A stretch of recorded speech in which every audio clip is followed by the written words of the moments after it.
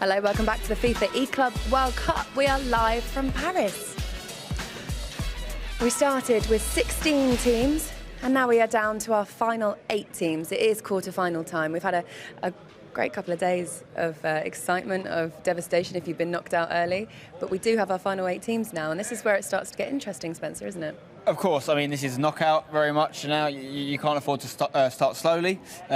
People are going to be playing in a different order to what they've been used to. We've got the chance of extra time and penalties for the first time, which again makes that order really significant, because if you're the second console on, that means if it's level, you'll be going to extra time and penalties on that console. So you could argue, do you want your stronger player going second, perhaps? Now, to get to this point in the quarter-final stage, we did have 16 teams. They were split into 2 groups, Group A and Group B. And this is how Group A finished in the end. Hashtag Academy there, who actually were the best goal difference, plus 18.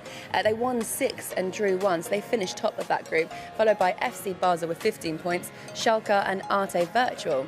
And then in the other group, which was Group B, this is how it finished up in the end. It was Falcons eSports who topped that group, 16, and then Brondby 15. Team Envy, who started off the day top, dropped down to 3rd place, and then Makers with a last-minute comeback in the final leg to snatch that 4th spot qualification. Now, this is what the quarterfinals look like now, so you can see hashtag Academy there against Makers. I'm really looking forward to that one. I'm going to get the thoughts of Spencer in a minute.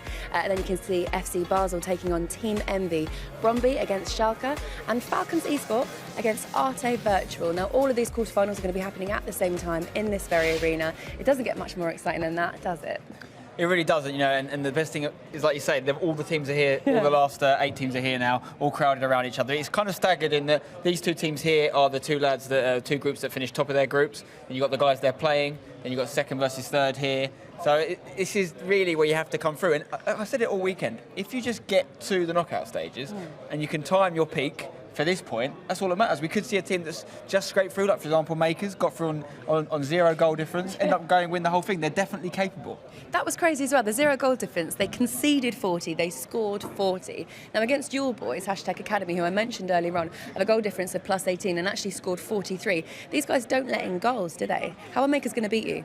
I mean, they haven't been so far, but they've obviously been playing teams in their group. Makers weren't in their group, so I'm not saying it's flat as to deceive a little bit the league table, but it's not a full story, because you haven't played every team in the tournament yet. And it's an old cliche, but if you want to win these tournaments, you've got to be able to beat anyone. I see that as chapter 1 of the tournament now closed. Once you've got into this knockout phase, you've got to win again, and you've got to win them all. There's a buzz of excitement about the arena at the moment. You can hear people moving around and getting into position. Let's join our commentary team for the quarterfinals. Richard and Brandon. Thank you very much, guys. Quarterfinals time then here in Paris for the FIFA eClub World Cup. The 8 teams are through, and 8 teams, unfortunately, are going home. But a few words on that before we jump into the quarterfinals. What we came into this tournament looking at is a very stacked and competitive tournament. It certainly has delivered. We've seen so many goals. Like, the games haven't just been, on all cases, like an 8-0 win, as you may see in, you know, a Manchester, Barcelona, other FIFA eWorld Cup qualifiers. The games have been 10-8s, they've been 7-6s, they've been so much more competitive. Yeah, and that's because you're playing with one leg on the PS4, and then you've got a completely different player taking the second leg. There'll be strengths and weaknesses that you can exploit your first opponent on, that your second opponent just can't do that to the person they're playing against. I think it just shows how stacked the tournament is when Unilad, one of the favourites going into it, one of the probably, off reputation alone, one of the highest rated teams. If you were going to put like a star rating on it, I'd probably say they're a 5-star rated team going into FIFA. They didn't even qualify. They finished 5th in their group and went out at Virtue, beat them to the punch and got in that 4th spot. They did. So if you're wondering if you can see it anywhere on camera, there's a 2-way coin here. Xbox, PlayStation side. Before every single quarterfinal, Richard, this coin will be flipped to decide which game starts first. Surely, if you've played in that same formation throughout the tournament, you just want to play like that. But this adds that extra twist to the tail, and it adds the kind of mental side or the tactical factor into this 2-legged game. Yeah, I don't know if you've noticed, but on, for example, in hashtag Academy's group, it always went Xbox first. On the other side of it, it always went PS4 first. So there's no advantage or disadvantage for either of the 2 teams. And at the same point of this is that, you know, you're playing as well for potentially extra time now and penalties. You know, if the game is a draw after all, you go to extra time, you go to penalties. And there is 4 playoff places available for, you know, the playoff spots in Amsterdam, 28th of May, that is happening. If you didn't know, 128 places are there, and you can only get there from, obviously, these FIFA eClub World Cup. But, of course, everyone wants to get to the grand final, Richard, which is, we don't know where yet. We know it could be happening in August, later July. But let's take a look at last year's final, how it unfolded in London.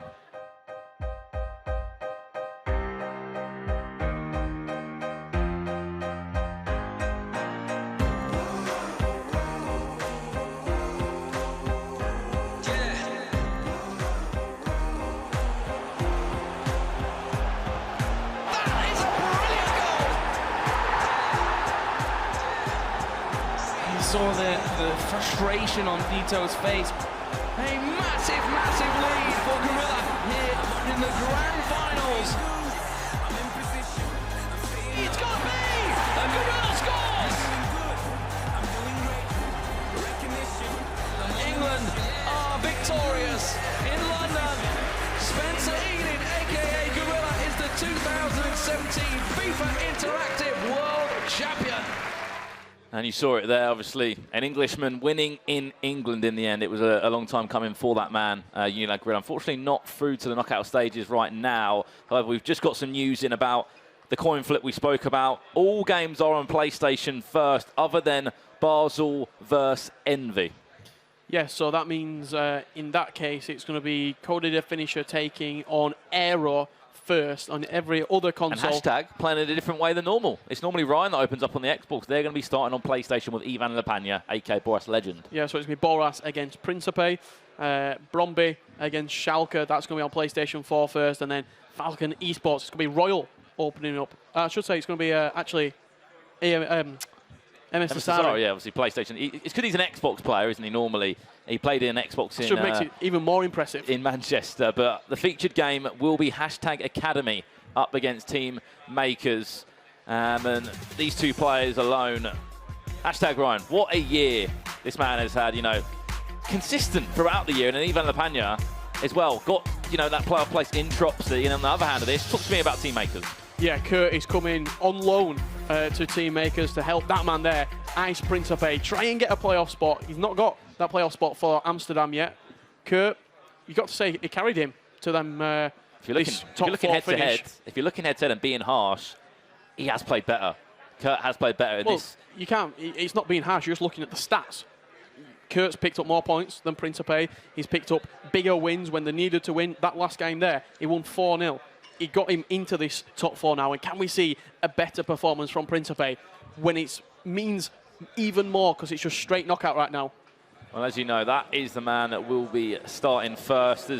They're setting up as normal. You know, they're used to starting PlayStation first, but Principe, one thing that he hasn't done great throughout this competition is start well. We need to start well for him. Valuables into the little locker room. If you didn't know already, all these guys had their own player booth, you could say, like a little hub for every single team. The coaches are in there, both players. Yeah, and it was probably about this time last year when Principe actually won the Madrid regional, beat Gorilla in that final, in that cross-console final in FIFA 17. We want him to see that sort of form if he's got any hope of beating this man. Hashtag Academy's very own Ivan Lepania, hashtag Boras, there he is. Very calm, very composed. Yeah, that's one man. That's one way to describe Boras, experienced. And we spoke to him before. He said, you know, he may not have been in this position a few years ago, won a tournament, and at one point he was part of the highest earners in competitive FIFA since, and then last year when it really got pushed by the founders of EA Sports. You know, the prize pots went up. The Berlin for champions was another factor in there. Obviously, Rocky, 160,000. He won that at PSG. And he's certainly a player to watch out for. Ivan Lepania knows the game inside and out, just like any other player, but he makes, you know, YouTube content about how to get better at the game.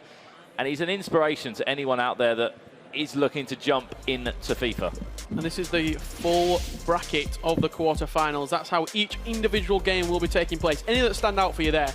One for me, FIFA Houston versus Team Lack. What a game that's going to be. That is going to be a big game indeed. Of course, all these quarterfinals will be playing at the same time, so it's going to have to be, as you're probably used to, around the grounds, we'd be calling it, giving you score updates from all the games. But the difference is here, Richard, is an aggregate scoreline, which I know, yeah, it is the same, but there's the extra chance of extra time. You know, from going extra time, penalties involved, if there's nothing to separate the two teams in 180 minutes of in-game FIFA time. Yeah, and what a game that's going to be as well. Hashtag Ryan against Kurt. The self-proclaimed best in the world in Kurt against the #1 player in qualifying month in #Ryan. So the self-proclaimed best in the world against what some will regard as the best Xbox player in the world. That's fireworks. And probably the most humble guy in FIFA. You know, Ryan keeps himself to himself, very nice guy to everyone. And you can see they're actually sitting next to each other right now, Ryan and Kurt, sitting next to each other on the stage. Good friends.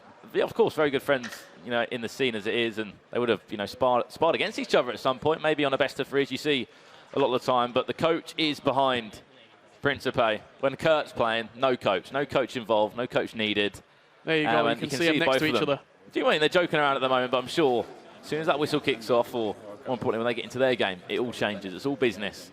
And, of course, playoff places on the line. Yeah, I think actually when Kurt did win 4-0 in that last game, I think the manager from Makers, I think he actually just said, look, I've got this. Just you go and stand outside the booth. Let me just focus on my game right now. Everyone plays to their own way. I think, you know, for Ryan, he's been with his hood up for most of the tournament, keeping himself to himself, Turtle Beach headset on, and just relaxing, really, getting into his groove, trying to get into his stride, and he'll be ready to jump into that.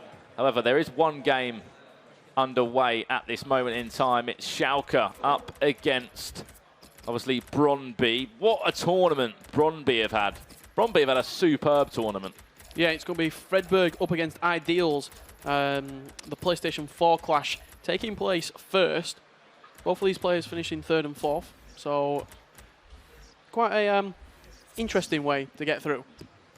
Oh, for sure. It's not always the way you want to get through, is it, 3rd and 4th? But as we said, it doesn't really matter on paper. And there's always that issue with, we're playing in a team way now. Before, if you finished top on your own in, you know, qualifying, or you did Swiss-style format, you went 7-0 or you're 6-0, you know, you went the full distance. Those players would often come into the knockouts a little bit lackluster. Underperform. They would underperform, maybe because they feel they're on top of the world or everything's gone well for them. But it's a new day.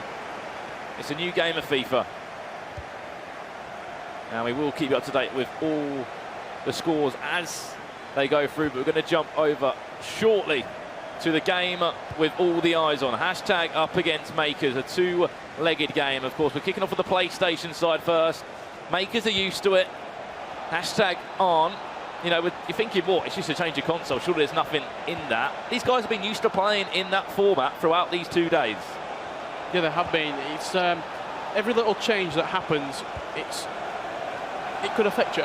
It would be like Basel, FC Basel. Cody going second. Yeah, little things like that. Well, that's part of the game plan as well, for Cody to play first and then for Stranger to come in afterwards. But even things like the position of your chair, how far that is away from the TV, that could affect you. The position of the monitor, the level of the noise in your headphones. The controller you use, if you can't bring your own controller and play with it, trust me, it has a difference.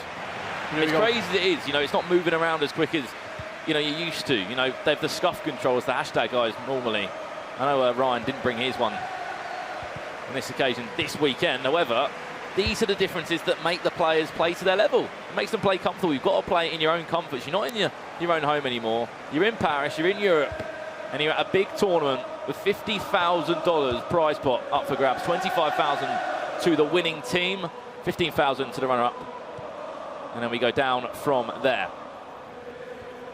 This is the first leg. # Boras from left to right. The Swedish player who's already got himself a playoff place by the Tropsy Masters a few weeks ago. Principe, on the other hand, needs to get himself one. Yeah, he's without a playoff spot at the minute. Back post cross, looking for Sergio Ramos. The second time of asking. Ronaldo will score it. And he'll start off the scoring spree for # Academy. They're doing the mannequin challenge there. Ronaldo up at the back post at 9. Just wanted it a bit more, didn't he? He's got everything. He's got the 5-star skills. He's got the 5-star weak foot. He's got the pace. He's got the strength. He's got the power. And he also puts # Boras 1-0 up inside 5 minutes. Well then, an interesting start nevertheless. How can Principe bounce back from this? That is the question. Has he got it in him to bounce back? He needs to try and just be a little bit more confident though in the way he's playing. All the other games have literally just about started, other than Cody to finish it up against Aero. That one is just about to kick off soon. Of course, Aero, part of the Gfinity Elite Series. Played in the E-Copper Coca-Cola, another qualifier there. Was part of the eFoot de France as well, in the 16 best French players there, but unfortunately couldn't go all the way to be in the top 4. Still, you know, an achievement nevertheless, Richard. To be selected as the best 16 players in your own country is an achievement. Yeah, it is. I think playing at Gfinity as well helped him a lot, playing every single week. Could be worse, could be worse. Taking a deflection, oh, that nearly was harsh. Playing every single week, down in London, getting plenty of experience, playing at a LAN event. Clever there from Boras, didn't want to shoot with Sergio Ramos for obvious reasons. Played it out. Of course, that almost blazed over the bar, but still, you saw the intention, you saw the idea. But just couldn't pull off what he was looking to achieve. This is the quarter-final stages here in Paris for the FIFA eClub World Cup. Semi-finals afterwards, and then we'll have that big final where all the playoff spots will be, and all the prize money too. Yeah, the playoff spots could very well be decided before the semi-finals even finished. They could be. Hashtag Academy, both the players have got playoff spots. Depending on where each player will finish, I'm sure the guys will be figuring out which players have earned playoff spots and who will be participating in Amsterdam. Just over a week's time, we've had a breakthrough. MS Desari starting as he means to go on. 1-0 up against Arte Virtual. So the team from Brazil currently 1-0 down to the hands of the Saudi Arabian beasts. Obviously the team of the Royal and MS Desari. Here comes Principe now, chance for him to score! Flashed past the post. Didn't even expect the shot, didn't even actually expect the original shot from him. I thought he might play it across, but...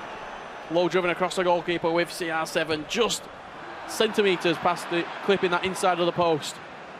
But it shows that he can get in. That threaded through ball, it's so effective down the line.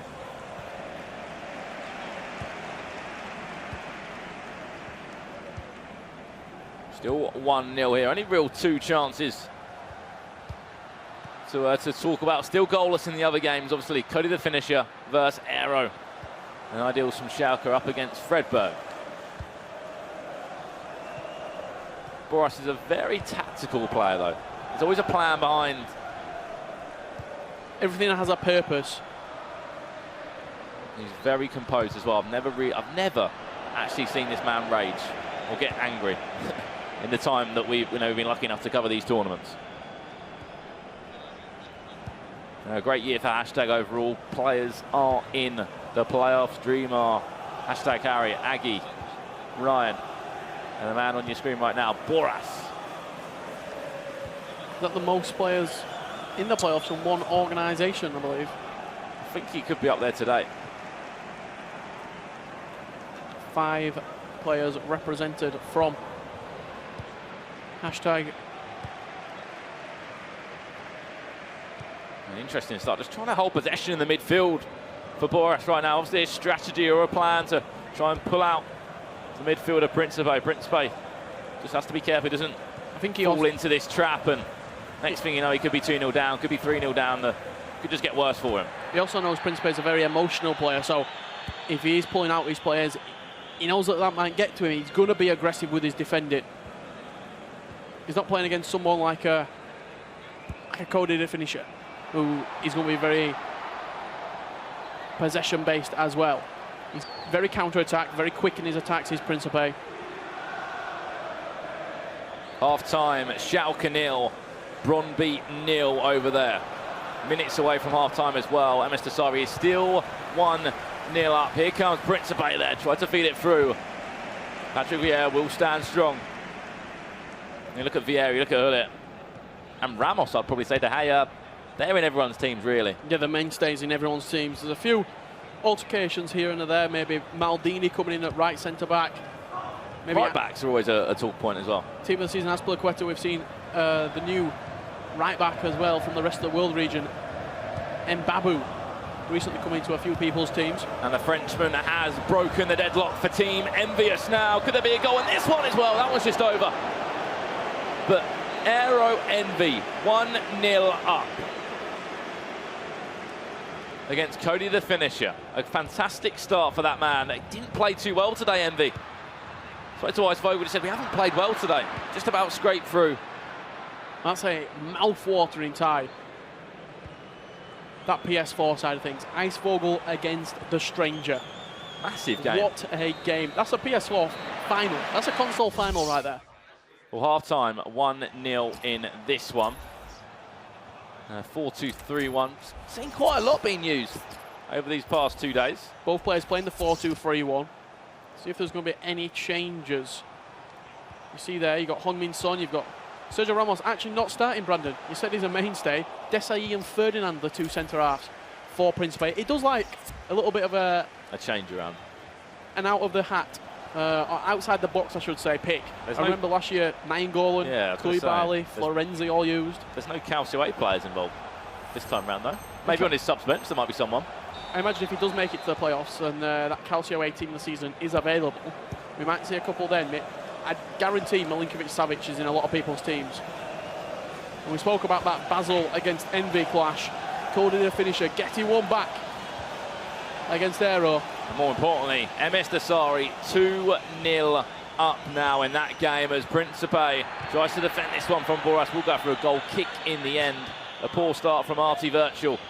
SC, the Brazilian organisation, hasn't gone to plan as they would have wanted to in this first game. It's a tough task though, isn't it, coming up against Falcon eSports in the form that they are in at the minute. Well, you would have never played against them, would they? You know, there's coming up against two sides here, rest of the world team against an America's side, which is one factor in it. Plus, it speaks volumes for these two guys as it is, you know, the Royal and MS Dasari. These guys are machines. You heard Khalid say about Dasari in an interview. He's a robot. I think we have just seen a penalty gave for Brondby to break the deadlock in that game, Brandon. Up steps Fredberg now with Ronaldo just onto the side screen here. You can't see it at the moment. This could make it 1-0 against Schalke. Up steps Fredberg with Ronaldo. He goes left. And the ball goes into the back of the net to make that 1-0 in the first leg in that quarter-final. It's a draw after the two legs. We're going to extra time in all of these games. Remember, this is the first leg still. So lots to play for at this moment in time. Lots of FIFA left to play as well. Just approaching the hour mark in all of the games. We've got a second leg. It will be Xbox for 3 of the 4 quarterfinals. The only leg that did start on the Xbox was back Cody inside. Finisher. Principe recycling well, back to goal. With it there, pushed off the ball a little bit, but seemed like he was okay to carry on. Back inside for Principe, and the Italian will strike back. Neymar with the goal, and through the legs it looked like of David De Gea. Yeah, no real reaction either from Principe. He knows he's got a job to do. Boras switching formation into a 4-2-2. Clearly, something not really clicking for him at the minute. We usually see Milinkovic-Savic come on at right CDM as well. Is that going to be the change that he does decide to make? Putting stay forward on his left cam and right cam. That's Neymar and Pele, the two Brazilians. Step out attacking on Vieira as well. 4-2-2 as well. So we've got those two CDMs doing the job, but maybe trying to attack in a different way. Two strikers does help occasionally. When you're playing with a cam, you're looking more for the cam to feed the through balls through and drive forward with a player like a Messi or a Mohamed Salah to go in that kind of area, or Madonna if you... Madonna? Maradona? Don't know why I said Madonna there. Madonna's playing cam. She's not performing later on. It's Maradona from Argentina. But nevertheless, that cam position, it's more of a smaller player that can drive forward there. And it's certainly not Madonna. It's definitely going to be Maradona. Apologies for that one. Substitutions made. 1-1 here between the two. Principe just switched onto defensive as well from the kickoff. Maybe that's one of his routes to defending the kickoff. It's a effective way of scoring this year. Aero 2-1 up over there. Mr. Sari 3-0 up. Could be 4. It's had a chance on goal there. That one was cleared away. Especially in these quarterfinals, you do not want to be letting goals in the first leg to ruin the tie.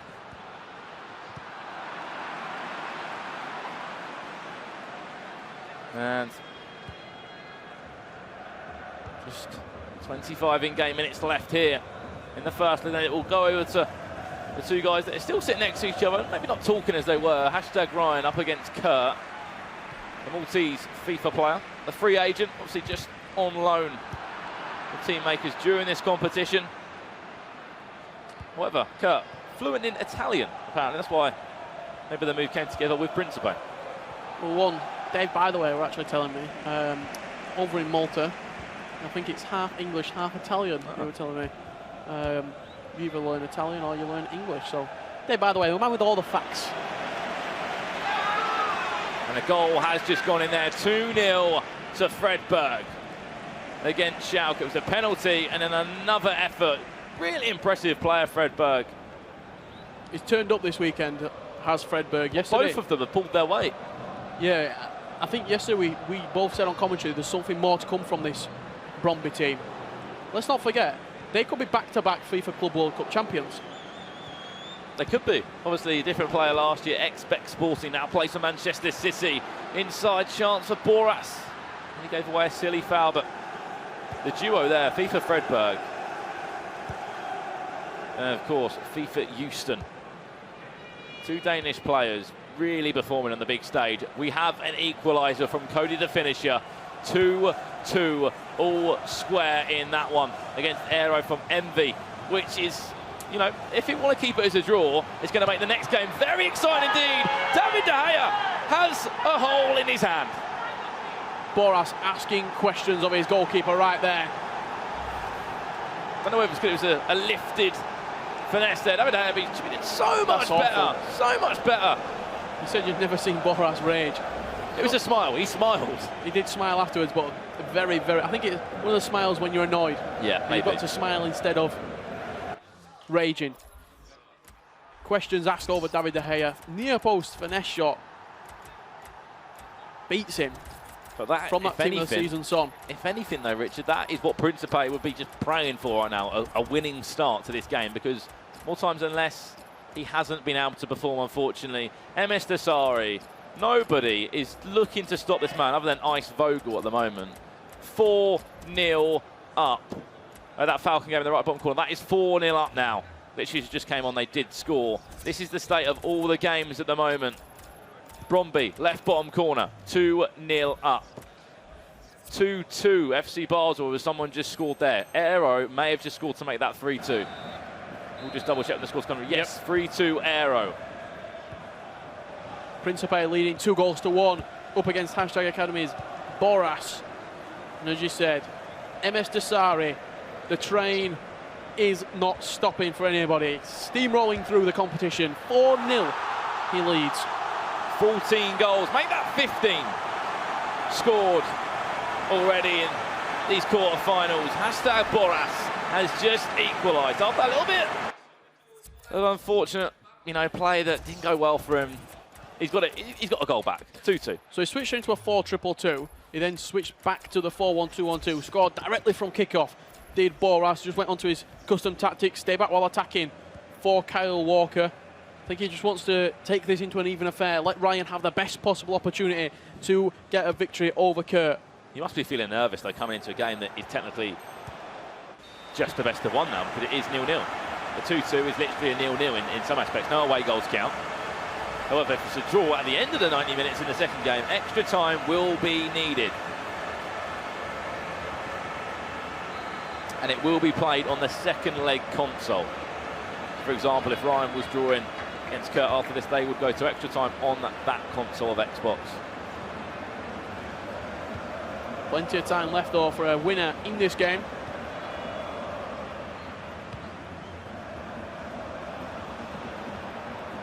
And of course, games just being completed around us right now. One of those games that has just been concluded is Brondby. 2-0 win over Schalke. You see the scores coming through on the top. Just seen the match highlights there on the post-match highlights package. There's one hit the post from Schalke and then the 2 goals from Fredberg. So it seems like not many chances. Not a lot of chances, but the chances that did come for Brondby, they took. They took indeed. They ended in goals. You can see there, Falcons eSport. That one's concluded. 4-0 winners there. What a start by MS Desari. Again, another example, I think with Brondby as well, they're getting better every single game they go through this tournament. Yeah, it seems as though Spencer talks about peaking at the right time. They're peaking at the perfect time right now. Well, added time to come in the first leg of this quarter-final here. Principe in possession, plays out wide. That's back into Ronaldo. He's going to feed back to Ramos in an attacking position into Kante. Back to goal for Hullet. Never really Releases a strike, but this time David De Gea. Boris will be happy he can collect that one. Never really looked of troubling David De Gea in goal. Not a lot of conviction behind the strike from Ruud Hullet, but he has been beat already from quite a poor shot, has David De Gea, but it's going to end 2-2. And full time here, 2-2. This could be a very good spectacle for next game, looking at the two giants coming into it. Perfectly poised. It's in the balance right now between those two. And it's going to be Kurt up against Ryan Brandon. What a game. It will be indeed. That is game number 1 concluded between these two. These are the scores then from the first leg, Richard. Anything really surprising here? For me, Aero pulling out a big result against Cody the finisher. 3-2 up. Yeah, and what a game that is going to be. The Stranger against Ice Vogel. I said before, that is a final in itself. That is a PS4 final. That's going to be absolutely huge. Two of the biggest names in the tournament. # Ryan and Kurt. And everything to play for. Of course, finally, MS Dasari in full control of Falcon eSport. Of course, a second leg to come very, very soon.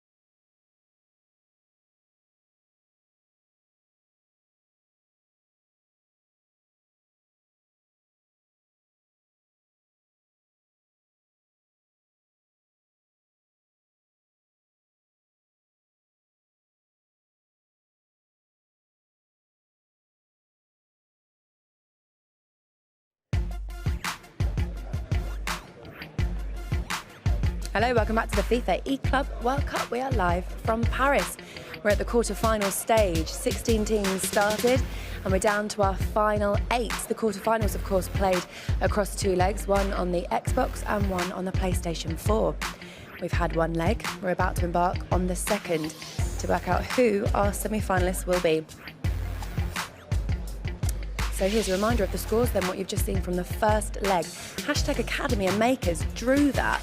That was hashtag Boris against Ice Principe. So we'll see what they can do in the second leg. That's Ryan against Kurt coming up. FC Basel losing 2-3 to Team Envy.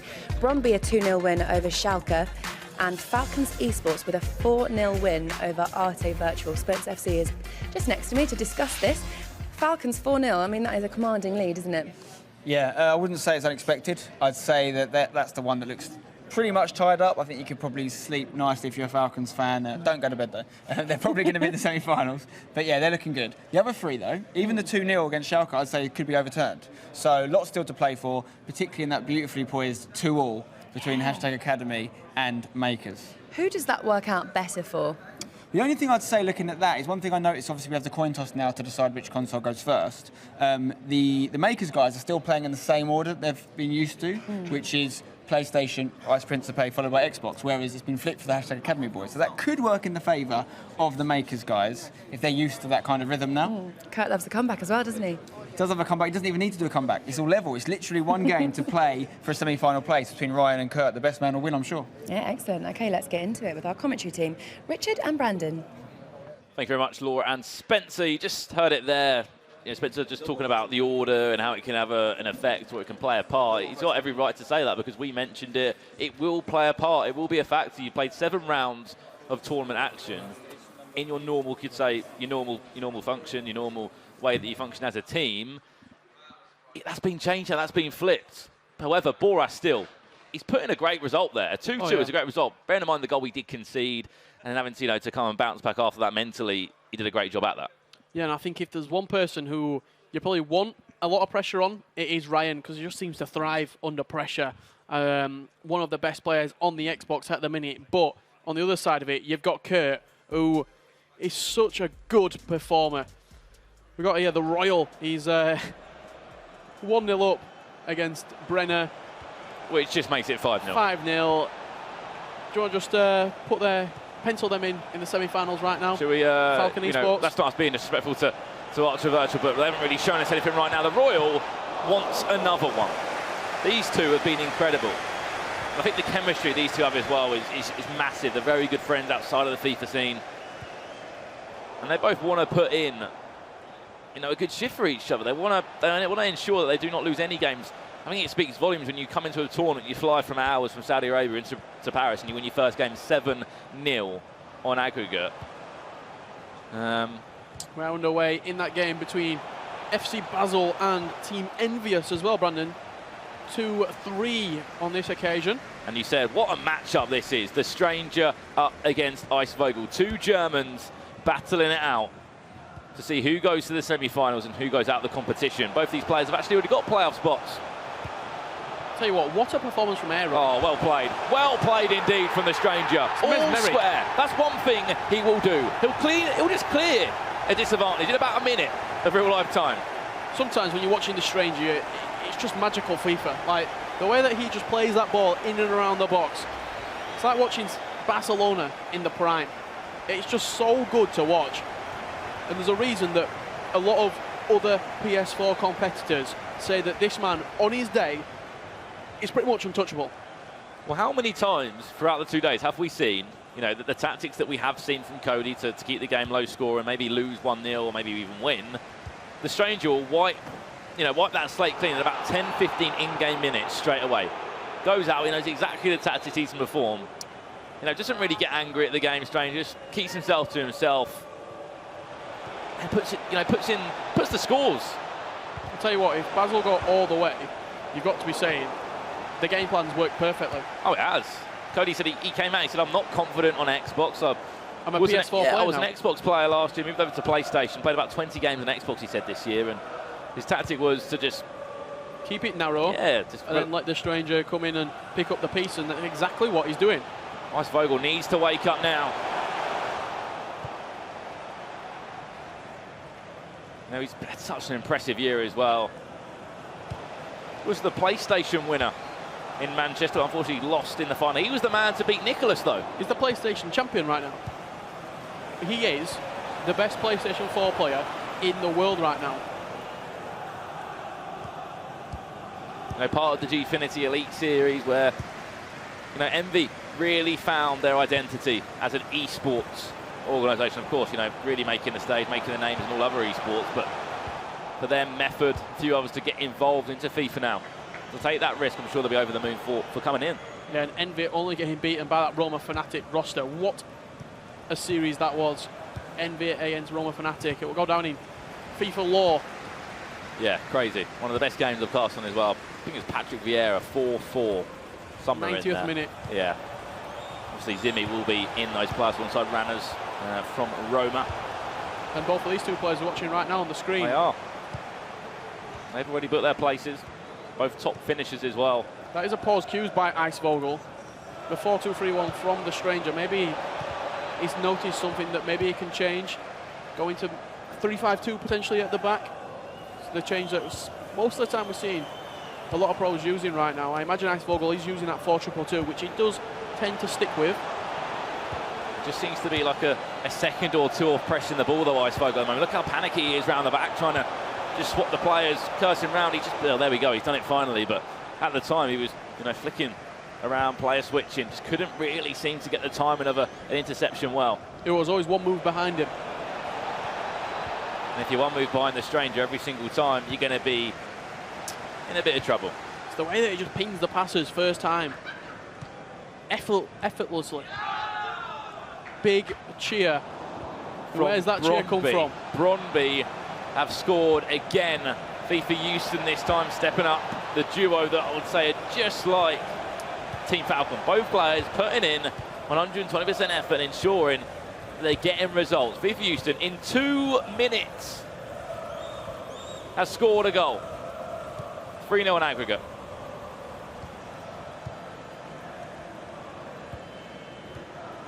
And of course our featured game of the quarterfinals, hashtag Makers. 2-2, all to play for in that one. Ryan up against Kerr. Chance for Stranger. Now for the Stranger, back to goal. Tried to do a fancy flick on, didn't work out for him.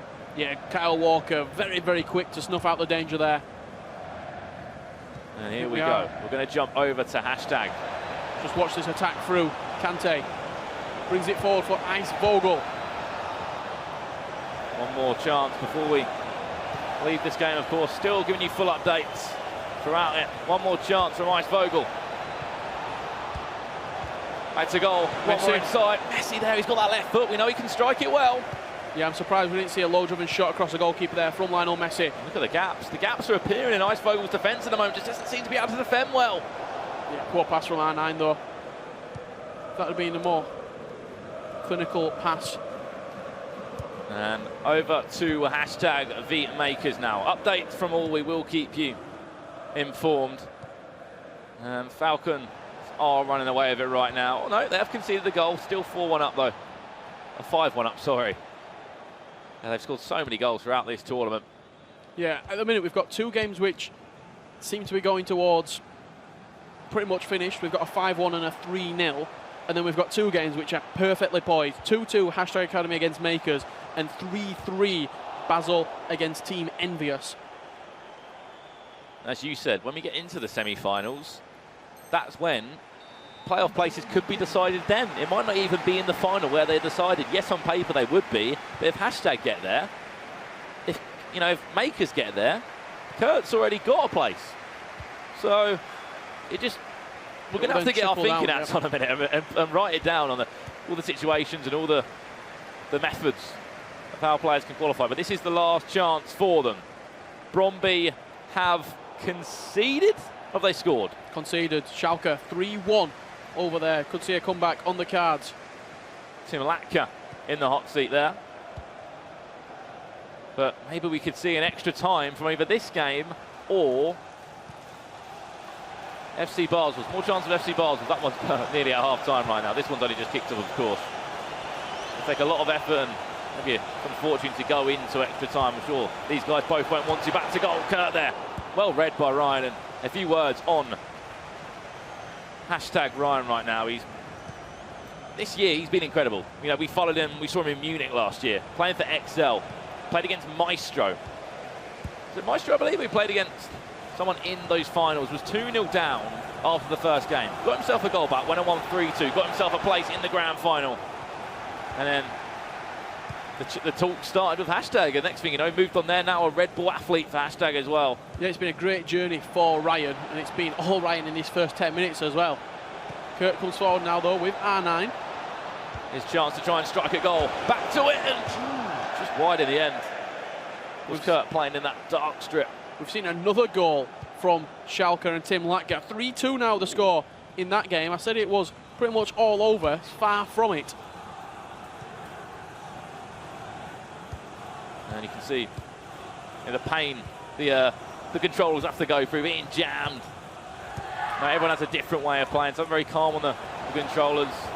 It's all the little things, all the finer details that make the difference here as Kurt comes to attack. That one's taken a deflection. A goal has been scored by FC Basel, the stranger in front. Yeah, and if you've not seen Kurt the way that he plays before, doesn't really do a lot of skill moves, keeps it very simple, but the way that he can dribble with the ball is pretty much the best out there. It's all left stick dribbling.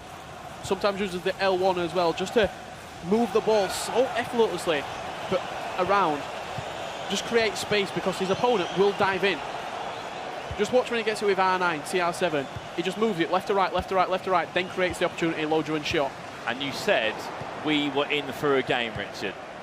In front of me right now, Schalke, and more importantly, Tim Latka has pulled back the best comeback in 27 minutes, or 25 minutes. They went 1-0 down to make it 3-0 they were down. And Tim Latka, in 25 in-game minutes of FIFA, has just brought that back to 3-all.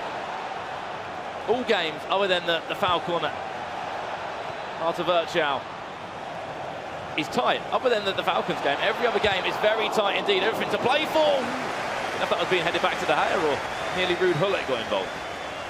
Yeah, we've gone through two different spells of this game. Ryan, first 10 minutes, and then since then, Kurt has been the much more aggressive of the two players. He's had a couple of good opportunities, and he's won it back again there, high up the pitch.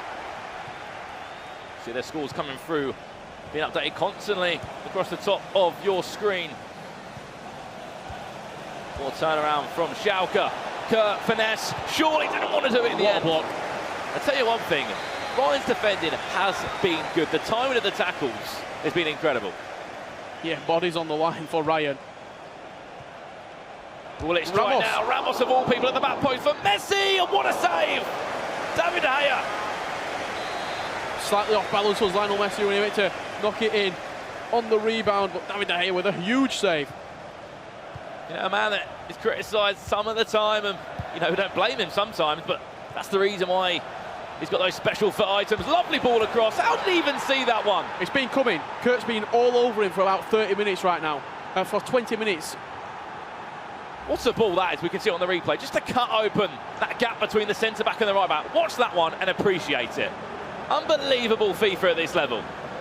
I think the thing is, Ryan's been trying to play out. Every time that he's got it, it's been Kante, it's been Vieira, just nicking it inside his own defensive third pretty much. And then it's just been continuous pressure from Kurt.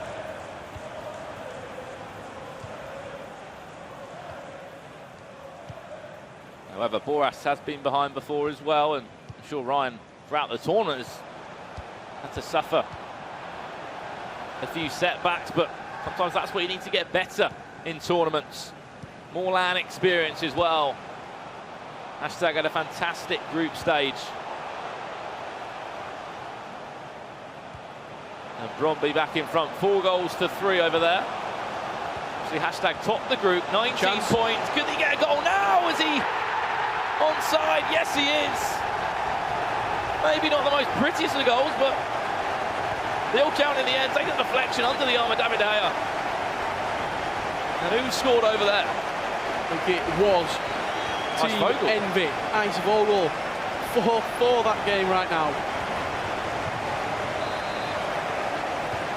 43 goals, make that 46 now for hashtag United. They have scored throughout the competition. Brondby have scored a number of goals as well. I think that was number 51 they've just netted for half-time in that game. And of course, who else would it be that's topping that scoring chart with 54 goals? Team Falcon. Incredible. They've been remarkable during this tournament. Free-flowing football from minute 1 to right now, where they've pretty much penciled the name into the semi-finals. 5-2 leading against Arte Virtual. And again, and this one's more for the Royal. This is more for Khalid. He hasn't got a playoff spot. Dasari has. Kurt's got other ideas, though, in this one. 4-3 there, back in front. After that sloppy goal he did concede. Principe over his right-hand side, trying to cheer him on. I'll be very interested to see if Kurt's playing a 4-2-2 or a 4-2-3-1, because it's been Hullet on that side.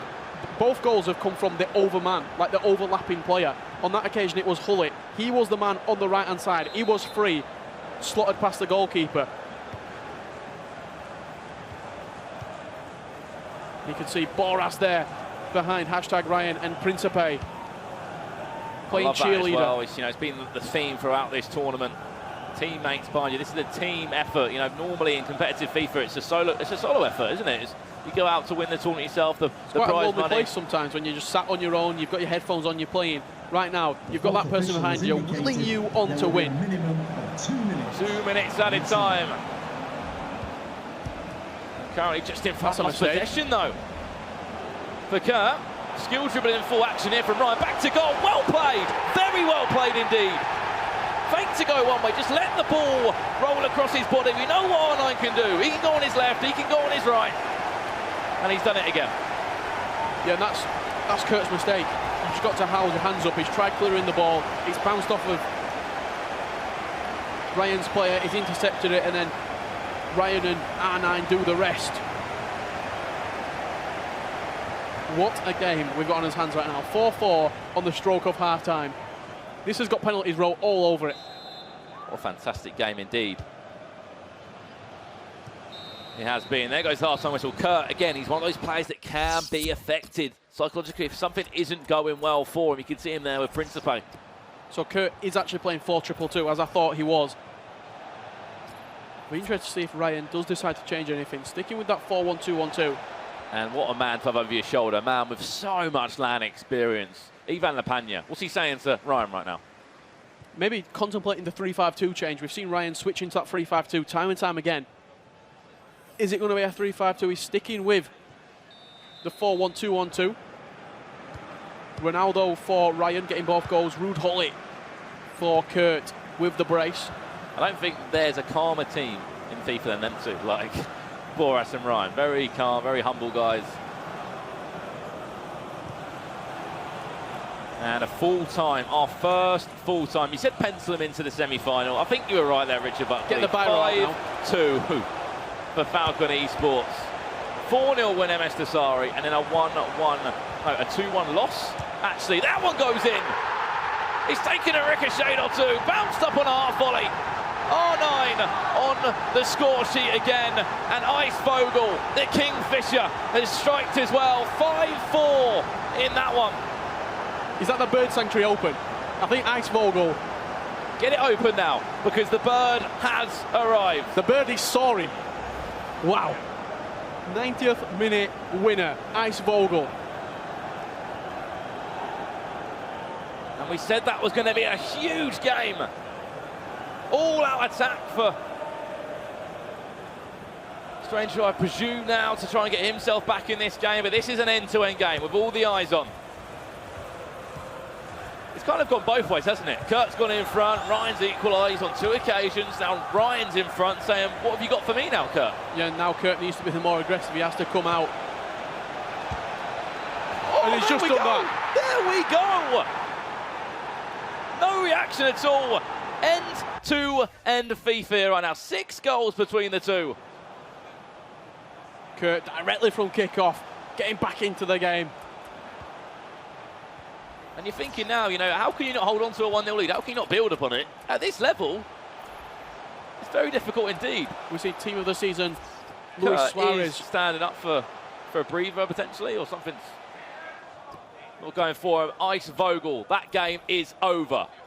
The Kingfisher has just landed himself a place in the semi-finals. More importantly, has that booked Aero's place in the playoffs potentially? Yep. Well, as we know, in both those teams that have qualified now, or not qualified, sorry, got to the semi-finals, Team Falcon, Tasari's already got the playoff spot. And then on the other side of that, you know, for Ice Vogel, he's got the playoff place, so... Playing for your teammate right now. 20 minutes left in this game. Tim Lacker leading 3-2, but it's not enough. FIFA Ulster. More importantly, Brondby leading 4-3 on aggregate. They've played well as well. Brondby inside now to conclude the game and to send them into the semi-finals with style. I think FIFA Fredberg enjoyed that one a little bit more. Yeah, I just saw there out the corner of my eye. Huge celebration from Fredberg, but let's get back over to the highlight game. We just kicked off after that goal that Kurt did score. 3-3 right now. And an end-to-end game here at the FIFA eClub World Cup, the last qualifier before we hit the playoffs. At the end of May, the 28th of May to the 3rd of June. To be fair, these quarterfinals haven't disappointed. Oh, they've delivered more than enough. Just 2 games left, and then we'll know our 4 final teams. At the moment, all you need to know is Ice Vogel is through, and so not Ice Vogel, sorry, Team Envious is through, of course, Aero and Ice Vogel. And of course, the Royal NMS Tasari. I'm just not sure on this one right now. 3-3 the score, 5-5 on aggregate. Still nothing to separate these two. They're playing some really good FIFA end-to-end. Here comes Kurt now, playing that black strip. Whenever one person scores, the other person scores straight away. Literally nothing to separate these two. Quite a risky get rid of it from Ryan. He said Ryan likes to play out from the back as well.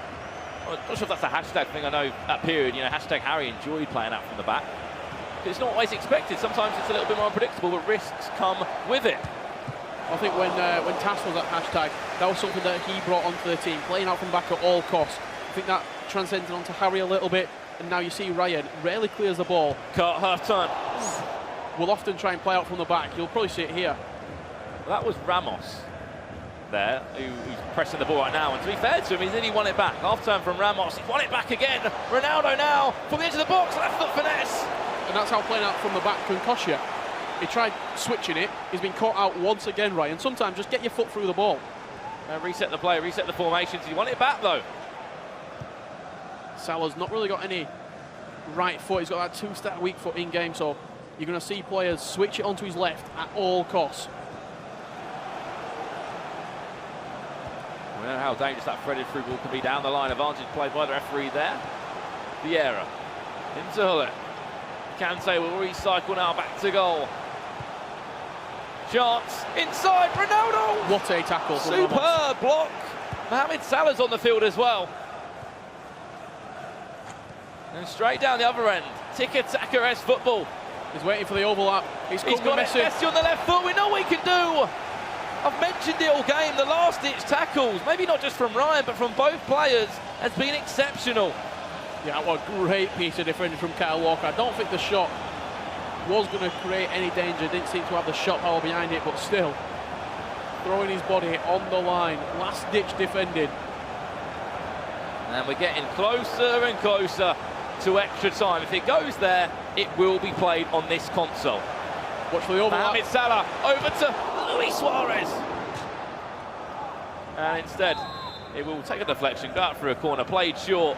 Kante recycled onto the edge of the box. As Biliqueta will people be careful not to take him too high up. Kante will try and just feed it through.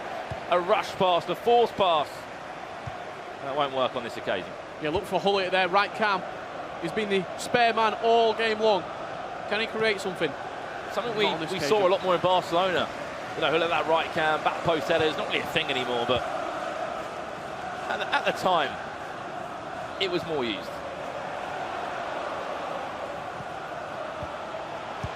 Added time over in Brondby's game, 5-3 at the moment. Ronaldo back inside. Is he fouled? Referee, yes he is. And Kurt there in a little bit of shock, just saying I haven't done anything wrong.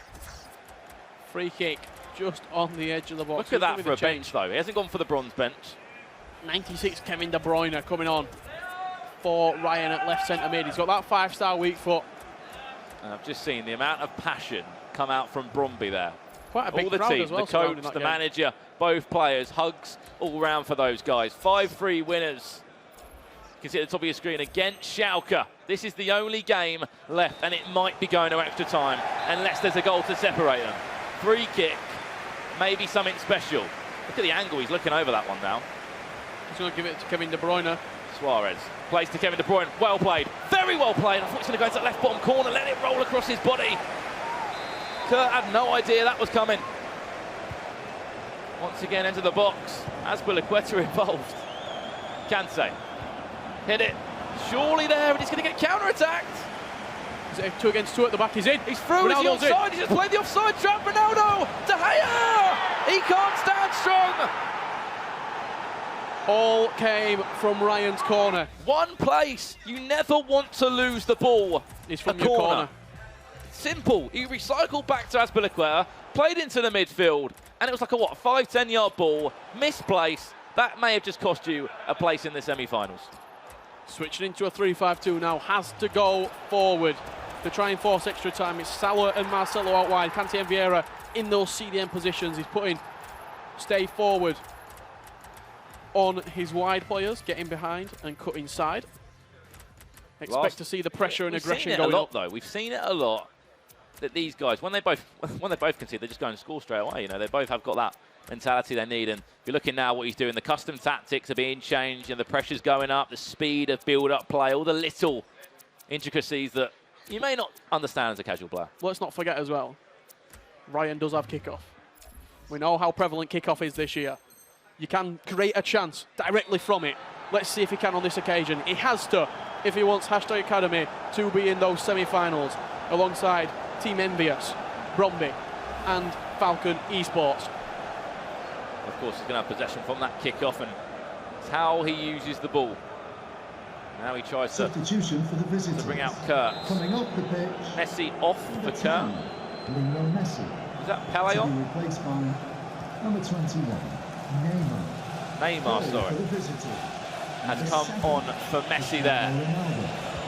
5 in-game minutes left. We thought extra time may have been on the cards, but the man on loan to team makers, probably the best decision they ever did. Asked him to come play along in the qualification stages.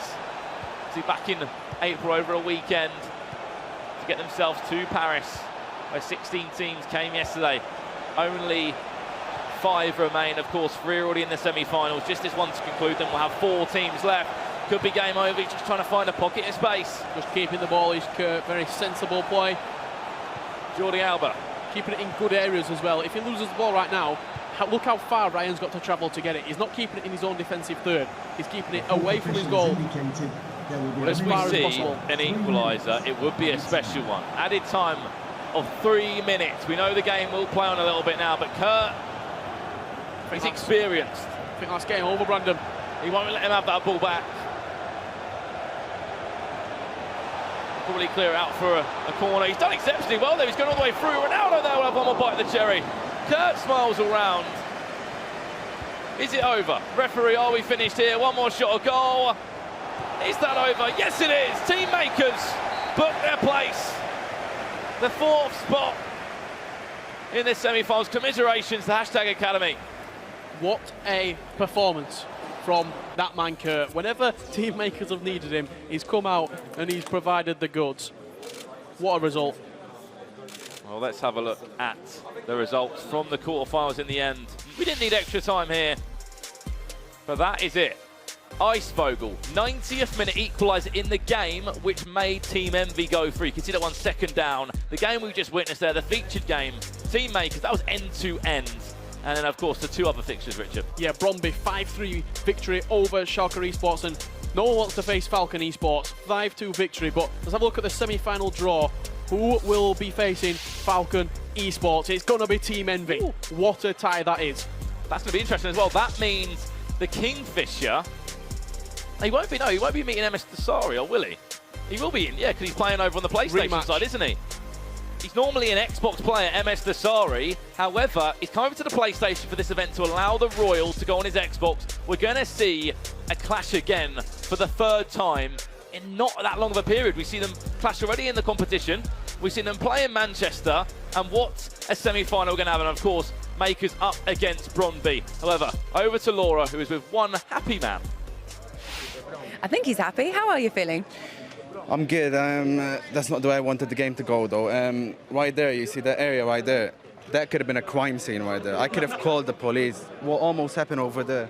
It's because I'm too good. Anyone else would have lost that game. I'm being deadly serious right now. Anyone else would have lost that game. I'm not even saying anything. Like, anyone else would have lost that game. All right, but you didn't. You won it, and you made it through to the semi-finals, you and your team Makers. First of all, let's just have a word on #Ryan, because that was quite a match between you both. He's a terrific player, you know. Me and him, like, you know, we're good friends. I play him a lot, and he's a top-quality player. But that game right there, I was the better player. And for it to finish only 4-3 or whatever it finished, that's not right. Yeah.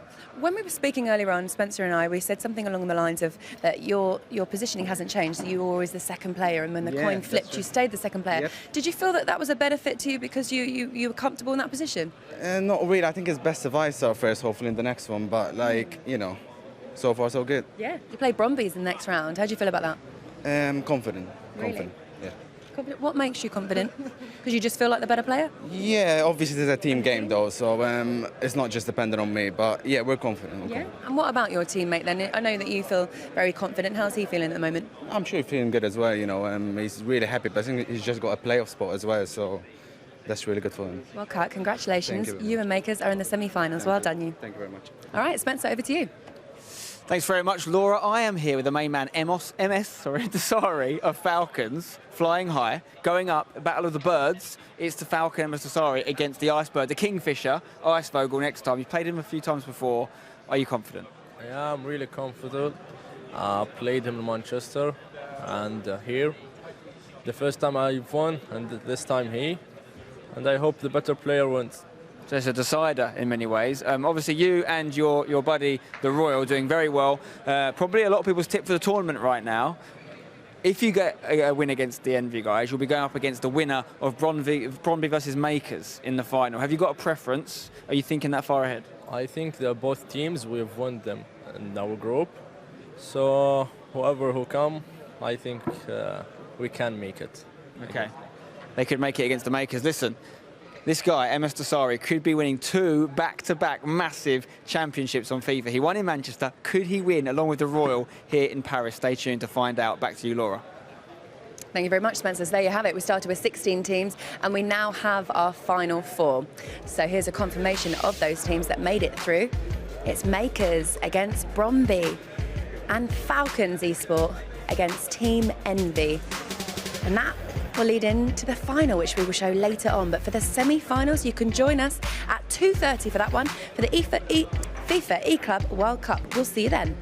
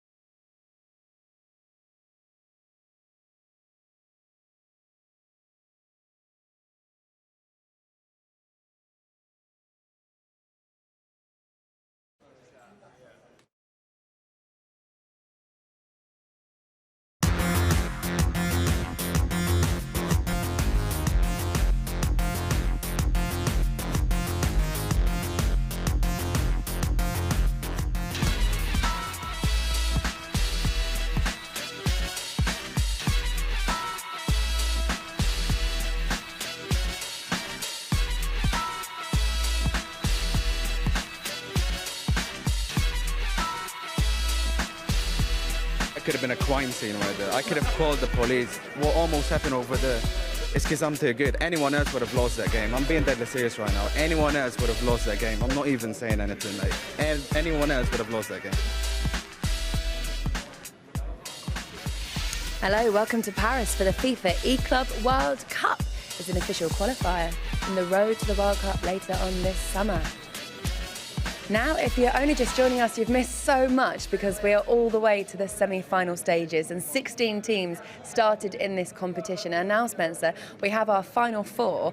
And we have to say, we'll mention this in a minute, we'll see the groups, but they're all from the same group, Group B, which just goes to show how brilliant that group was. Certainly makes you feel better if you got eliminated from Group B because you realise you're up against some really high-quality teams. This is Group A, of course. These guys are all gone. They're all gone. Can't believe no that. longer in the tournament. Unbelievable when you consider, particularly #Academy, unbeaten in the group stage, most points. Yeah. But it shows you how ruthless it is. I've been saying it all weekend, haven't I, Laura? So it doesn't matter how good you are in the groups. If you can't perform in the knockouts, you're not going to win, and that's where it really matters. Not only are the four qualifiers that made it through to the quarterfinals out, but when you look further down Group A and look at some of the quality that didn't even make it through to the quarterfinals, that's quite amazing as well. Well, just like I said, you know, if you didn't get out of Group B, you feel a little bit better. If you didn't get out of Group A now, you've got to feel really bad because all the guys that beat you have now gone as well. Let's have a little look at Group B because this is where our four semi-finalists have come from, and it's Falcons eSport, Brondby, Team Envy and Makers. They finished top of that group, and then you can see the four teams below them that didn't quite make it. I mean, it's been brilliant for them. They've all played each other before though. How's that going to affect them? Well, it's interesting if you look at Makers and you look at Falcons, who are going to play each other soon. There's only 4 points between them. Not a massive points margin between the sort of bottom team to get out the group and the top team. Shows you how tight that group was, and it also reminds you anything can happen here. Now, Falcons are the favourites. They've been really, really good on top quality form, but Makers are more than capable of putting off an upset and knocking them out. Yeah, well, this is how they made it through to the semi-finals. It was Makers and Brondby, you can see there, that progressed through, and Team Envy beat Basel to progress through as well. Anyway, it means that the semi-finals line up like this. Makers against Brondby, Team Envy against Falcons.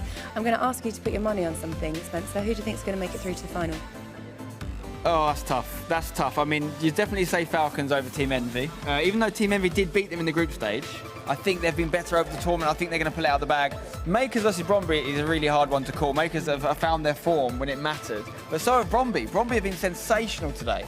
You're going to make me choose, are you? Yeah. All right. I'm going to say Brondby.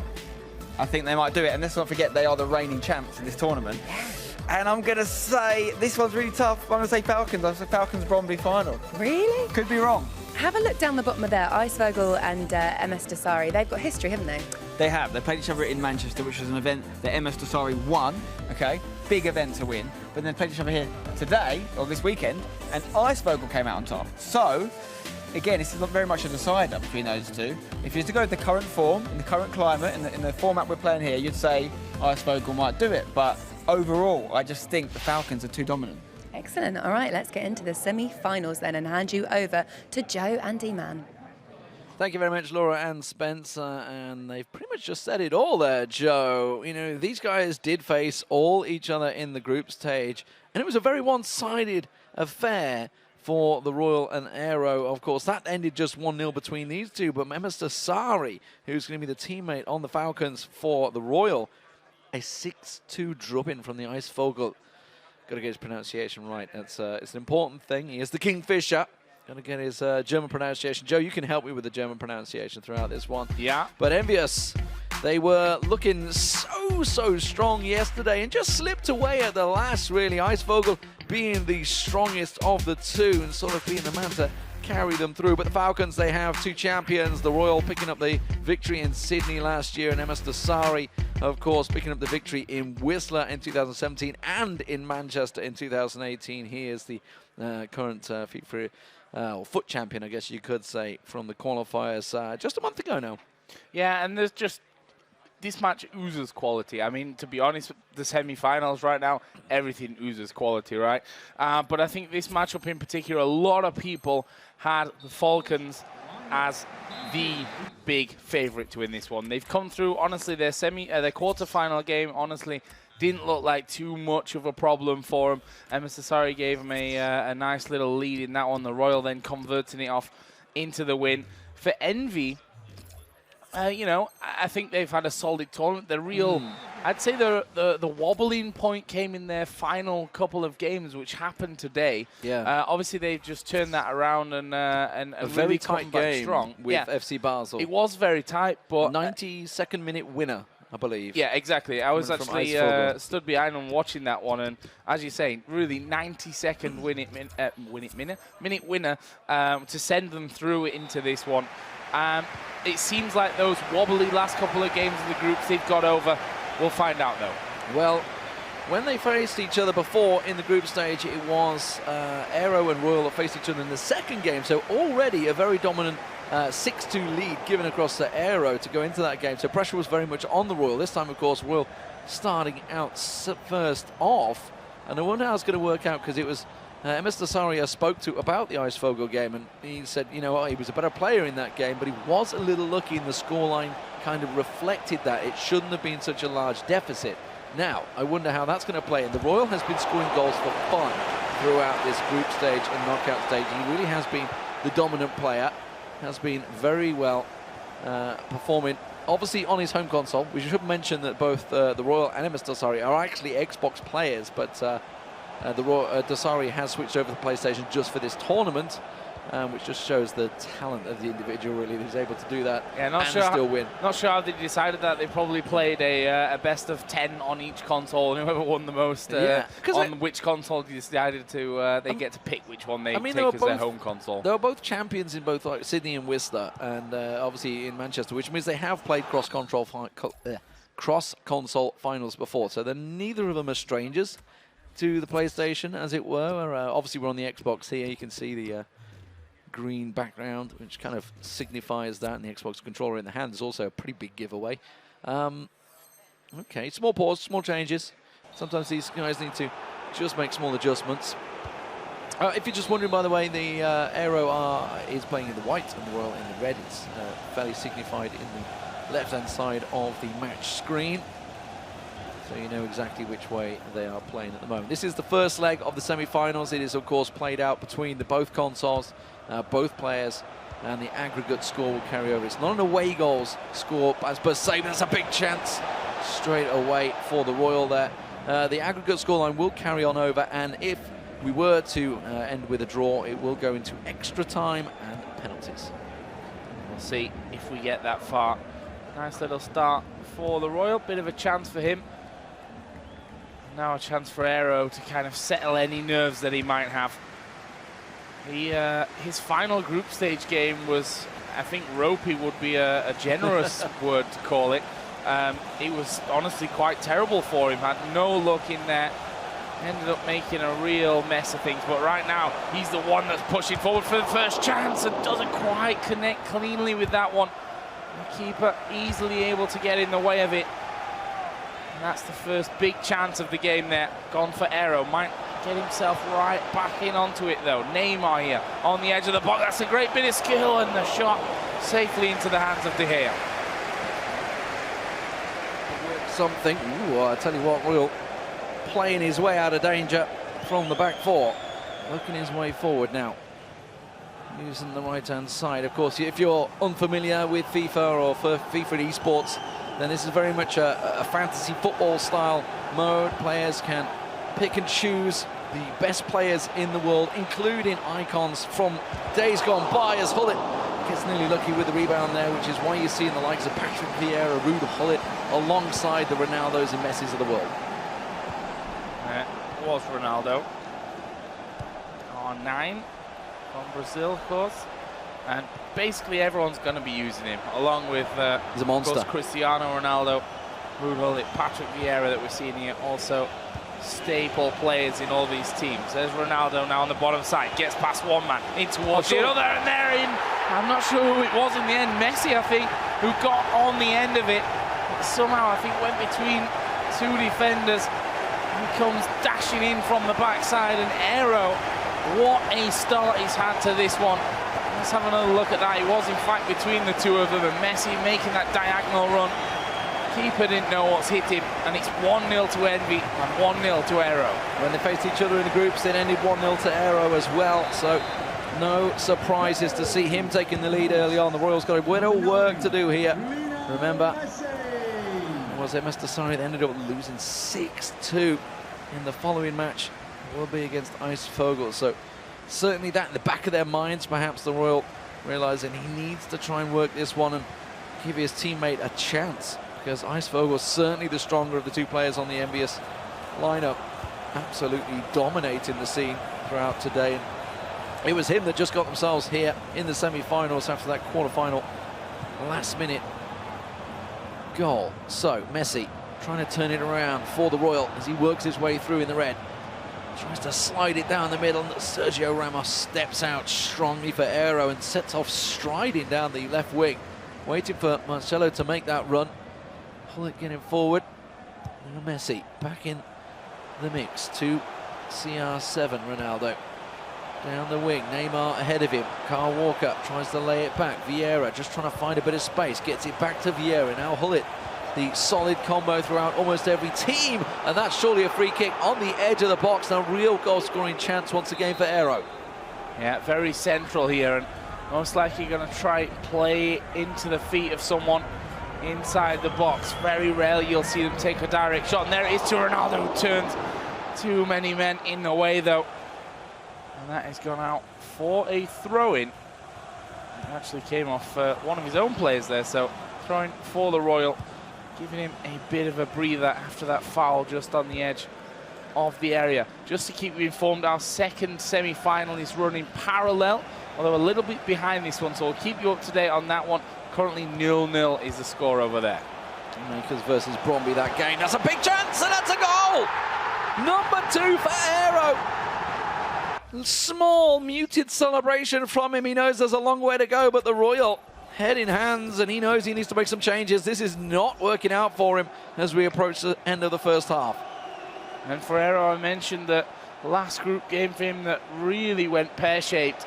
He started off incredibly well. You may have heard there in the background, Brondby versus Makers. The deadlock is broken in that one, and it's Brondby, the defending eClub World Cup winners, who take the lead. So that's Fredberg that is playing against Ice Principe in that matchup. Fredberg, the Brondby player, and has been playing very well throughout, of course. But in this matchup, Envy now 2-0 up against the Falcons, the much touted Falcons. Can we see surprise finalists from Envy? Somewhat the dark horse to the tournament, honestly. Not a great deal of people talking them up outside of Eisvogel. Everybody knows that he's a magnificent player, but I didn't expect them to quite get this far in the tournament, especially taking down the stranger, who has been magnificent throughout. But here we go, chance for the Royal as he tries to work it through. It's got to be! It's there! 2-1, game on! Game on indeed, and it's again brilliantly done. Short passing, in the end fell through to Messi. Keeper was brought out, but he was there quicker. And the Royal, no real celebration from him. He knows that he's still got some work to do with those two-leg systems. See here on Xbox, moving to PlayStation afterwards. That is a sloppy kickoff, but he'll get away with it there. Will Aero, and might even have himself a chance. This is pretty direct stuff with Ronaldo on the edge of the box, but he was quickly swarmed and dealt with. I thought there was going to be a big counter chance there from the Royal, but he's going to try and keep those strikers forward now. That's 2 removed. He's trying to get as many members forward as possible as they try and push on in. Down the side, Henry to Luis Suarez. What a combo that would have been in real life. Thierry Henry back to Patrick Vieira, ex-teammates of course. Messi finds Ronaldo, it's gone back to him, he's got a little lucky with it. Suarez can get it through to Ronaldo, sidesteps well, it's there, the equaliser for the Royal. The Falcons back in this game, and what from nothing. And what really is honestly impressive there is just the patience and the coordination, and honestly just the time that he takes under pressure to pull that one back, then sidestep again. You have to have a cool head not to just shoot instantly in that kind of situation. And that is the difference between the very top players and, you know, the best. 2 minutes and 2 goals. That's how quickly things can turn around here. 2-2 all over. You can see, of course, the second matchup is continuing, the second semi-finals. Now, it was a 1-0 lead earlier on, we saw, and it has continued that way for the current holders. And Principe, he delivered in the quarterfinals, honestly, managed to draw 2-2 with #Boras. But Fredberg, he has been on mighty form, and he's certainly got a mighty voice on him. You'll hear him booming if he gets himself another goal here as he tries to turn around with the drag back. Not as successful this time around, but it hasn't been cleared. And now it gets fluffed out by Principe. Let's see if Principe can break. First chance that we're seeing him there. Oh, we are going to move back to our featured game, of course, which is Envy against Falcons. 2-2 as we kick off this second half. Of course, for Aero, a 2-0 lead. The Royal bringing this all the way back. You know, I'd love to know what changes he made, because we saw when he went 2-0 down, right, he went straight into tactics, straight away, made some adjustments, and it clearly worked. Obviously, picking up those 2 quick goals and bringing the aggregate back and everything square once again. It has been a fairly solid build-up from Aero in the opening 30-40 minutes, you could say, until those last 5 minutes of the second half, first half, sorry, when it all switched round. Now we've got a big chance here as he tries to lose his marker. He's managed to get past 1-2, it parries, and it's cleared in the end by the Royal. Yeah, again, taking his time, trying to find that perfect angle. Clearance wasn't great though, so it means that Aero is going to, Royal is going to have a chance to go again there. And, well, playing it around a little bit dangerously inside of his own box. I see what he's doing here. So he's trying to obviously not only draw the strikers, but draw the midfielders, draw the entirety of the team towards him. He's using that back foot. It's a risky strategy, because obviously if you lose the ball, you basically plant yourself right in almost a one-on-one situation. But he's trying to draw as many players away from this front line. Now, oh, he had a runner, but he's way offside. Can't see who it was. I think it's CR7 that's up there. Vieira in the end. He's going to have to go back to Hullet. Finds Luis Suarez back across to Lionel Messi. The Royal working it in the red. As he has a foul opportunity, but play on given as he tries to work it through. Ruud Hullet finds Suarez, drops the shoulder, goes to Hullet. Oh, quick clearance from Maldini. Big clearance out as well, but again, it's a emergency clearance. Falls back towards the Royals, playing some great 1-2 football here. That one didn't quite get to the man though. I think for Aero this will be a bit of needed possession just to calm any nerves. Push forward a little bit again, sloppy passing, and sloppy passing is not something that we expect from the Royal, to be honest. He's done great build-up work in his games before, and that's no change here as Ronaldo comes in and was pushed off the ball. Marcelo, I think, in the end. The danger is cleared. Joe, there's been an equaliser. The makers, AS Principe is back in it, equalising against Fredberg in the Brondby matchup. So both semi-finals all square now. 2-2 here in this matchup between the Falcons and Envy, and 1-1 between the makers of Brondby. And that's just showing the quality of the teams in this. That came off Sergio Ramos. I think De Gea was beaten there. He was certainly diving towards a top corner shot. Defend again in a way may have been a saviour. Final pass again, not quite as clinical as the Aero would have really hoped for.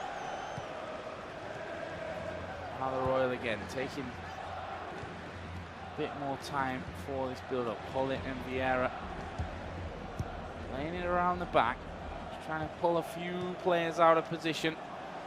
But honestly, his play is pretty central if you look at that. That was a free kick. That's a yellow card. That's a really bit interesting harsh position as well. I think he's got a real chance here, the Royal. Aero knows it. Frustration. So look towards this free kick. Okay, what they're going to be trying to do is play, not too much go for the direct attempt. They're going to be trying to work the player forward. Expect it to obviously go into first-person view effectively in a second. Here we go. He's going to get the runner. One gets in position. There's the second runner going. Hullet's going to try and lay it off. He's going to try and go for the corner. And De Gea was ready to meet it equally. Goes for a corner. played short to Messi. Got a man on the edge of the box. It's going all the way back. Not sure he'll use his keeper. That would be a little extreme in this case. Risky. Yeah, but again, trying to pull people away from the box. He knows that if he goes short and then straight in there, there's more people going to be in his way. I wonder if that's realizing that maybe Aero's playing them defensively, obviously you can control the AI, how much they're going to push forward, etc. So he's really trying to draw them towards him. Very risky stuff though. Obviously not going for the tackle himself. Anyway, Hullit's just blasted through the middle. And he's allowed a shot from outside the box, but bags of space given to Ruud Gullit there. And as there is a score update in the other game, let's wait for this one to be cleared away. The Royal seems to have it safely under control for now. Honestly, the way that he passes inside the box, for any normal person, you'd say that's dangerous, but it just seems so accurate. There's a foul. So we can give you an update that the other semi-final, there has been another goal, and it has gone towards Brondby again. I think you'd expect that. Fredberg, certainly a very solid player for Brondby. Principe not really been his tournament so far in 2018. He did deliver against Boras, but hadn't had a great group stage. Shot deflected here for the Royal. So he tries to reach the ball first. Not going to work out. Back through the middle. Player back on his feet as he works it through. Vieira. All the way back to Marcelo. And again, look at the midfielders being drawn towards this one like fireflies to the sun. Messi gets it through to Ronaldo. CR7 trying to show some magic, not really working out. A drag back from Vieira, back to Ruud Gullit. Looks towards the middle, can't work out, but he keeps hold of that possession once again, Joe. And this just seems to be the story of the second half. The Royal constantly keeping that pressure on, but unable to make it count. Yeah, right now looking like this is just going to set us up to go into a showdown in the second leg, where we basically start with a blank. Considering the fact that these two are tied, I just want to say I hope we get to see the Fredberg goal, the second one, because it was an absolute monster of a finish from him. But this is possibly dangerous. 89th minute, and we have a free kick here. Let's see, big ball in towards Ruud Gullit. We'll play it back though. Where's the space? Messi shoots. Yeah, we'll knock it out for another corner. Yeah, it didn't. I think he wanted the cutback originally. Didn't quite work out for him. That's a header. Oh, it's in. Aero. He's nicked it at the last. 3-2, and he gives his teammate the lead as we go into the second leg of the game. And a corner from nothing. Free header, near post, and De Gea beat. Fredberg now 3-1 as well, so Brondby starting to build a little lead for themselves from that first leg. After this game's over, we'll show you some of the goals from that other semi-final. But first, we need to see how this one finishes. 3-2 for Aero, thanks to that last minute Cristiano Ronaldo header. And there is the final whistle. So Envy going in 3-2 with the lead from Aero's game here in the first leg. A lot of irony in that game as well. You know, Aero dominating the first half, ending 2-2. The Royal dominating the second half, losing out 1-0 in that second half. Incredible stuff. Let's have a look at the highlights from that game. Wow, it's now 4-1 to Brondby. So clearly Fredberg stepping it up. He started out, obviously got himself the early goal here, Ronaldo, but a fancy footwork, finds himself the cross shot into the lower right-hand corner and beats De Gea. Principe frustrated at that one, as you would expect. He does get himself one back in here though, Joe. Yeah, and this is, you know, an equaliser going to come in here for Principe, which you'd think, okay, this is where it really opens up the game once again. You can see, I think at that point, you know it's not job done. You're not going to celebrate too heavily. You've scored one. It's all well and good. But the game continues. Sadly for Principe, that's where it kind of left off for him. Brondby, Fredberg really charging in, and look at that for a 5-minute play from Ronaldo. That's dirty. That's dirty. He knew exactly what he was doing now. He uses the skill move, gets the flick up, turn, and top corner. That is just what you love to see, right? That is beautiful football right there, FIFA 18. But that wasn't all over. There's plenty of goals to come here. Thierry Henry through to Ronaldo, slots it home. Big R9. find in the bottom left-hand corner. A little smug grin from Fredberg. And of course, R9, once he's in them sort of positions, he's got the power to pull the trigger and just leather it into the bottom right-hand corner. And here, again, Thierry Henry doing what he does best in the yellow, making it 4-1. But that, Joe, is not the final scoreline. Let's get the game on your screen in just a moment, because I believe there has been another little twist. And here was that twist. Ronaldo sliding, just getting there before the keeper, and that, in the 89th minute, could prove to be absolutely crucial. That means that for the second leg, unless something happens here in these dying moments, that Kurt, who will be playing up next, will have just 2 goals to bring back rather than the 3 that it was previously. However, a little bit of an attack here. Is this a final chance for Brondby? No, it'll be cleared. It's 4-2 to Fredberg over Ice Principe here. Brondby got a solid lead, but not an unsurmountable lead. A lifeline, a lifeline.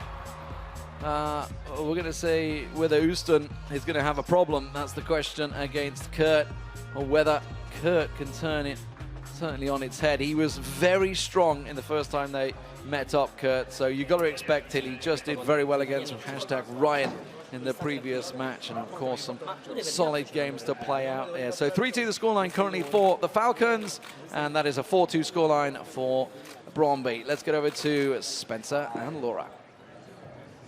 All right, there we have it. That's our first set of semi-finals. What do you make of it so far? Well, envy. Upsetting things a little bit there with the victory in the first leg, at least, over Falcons. Now, the second leg is huge because it's that repeat game we talked about between MS Dosari and Ice Vogel, and Ice Vogel is going into it with a lead, right? And he won against MS Dosari. He's the only person to have actually got the win over their team of Falcons so far this tournament. So the argument would suggest they're going to beat the Falcons, which no one thought would happen. So there's going to be drama either way. One thing I just worked out, though, there's 2 different ways we could see a repeat win here. We could either see 2 major tournaments won in a row for MS Dosari if Falcons ended up winning the whole thing, or we could see Brondby defend their Club World Cup title from last year. So there's some good little storylines emerging. All right, let's just confirm the scores then from our first leg of the semi-finals, and it's Makers that are trailing 2-4 to Brondby. That's after Fredberg took out Ice Principe 4-2, and then if you have a look down there, Team Envy 3-2 over Falcons. That's because Aero picked up that 3-2 win over the Royal, which actually surprised some people because the Royal's been absolutely brilliant this tournament. He has been, yeah, and that was a very tight game. But Aero proving himself to be one of the better players in the world as well, definitely. And this next game now is so nicely set up. Ice Vogel versus MS Dosari. MS Dosari has got a lot to do to come back from 3-2 down. We spoke about this in the previous round, about how Kurt seems to have come up by luck as well as choice in the group stages, second in his group matches. Yeah. And I asked him about that, whether it was a benefit or not. I don't really think he feels like it was. I think he just thinks he's the best in the world. What do you think? Is he the best in the world? If you suggest anything's a benefit to him, he'll poo-poo that idea. But no, listen, if Kurt can win this tournament, and by Kurt I mean Makers with Ice Principe, he starts to, give that whole argument a little bit of fuel. People have to start listening to Kurt going into the big tournament in Amsterdam. He will be one of the contenders. However, he's got to come back from behind, but he is one of the best people to do that. If you were just comparing the 2 players that are about to play, Kurt versus FIFA Ustan, you would probably back Kurt.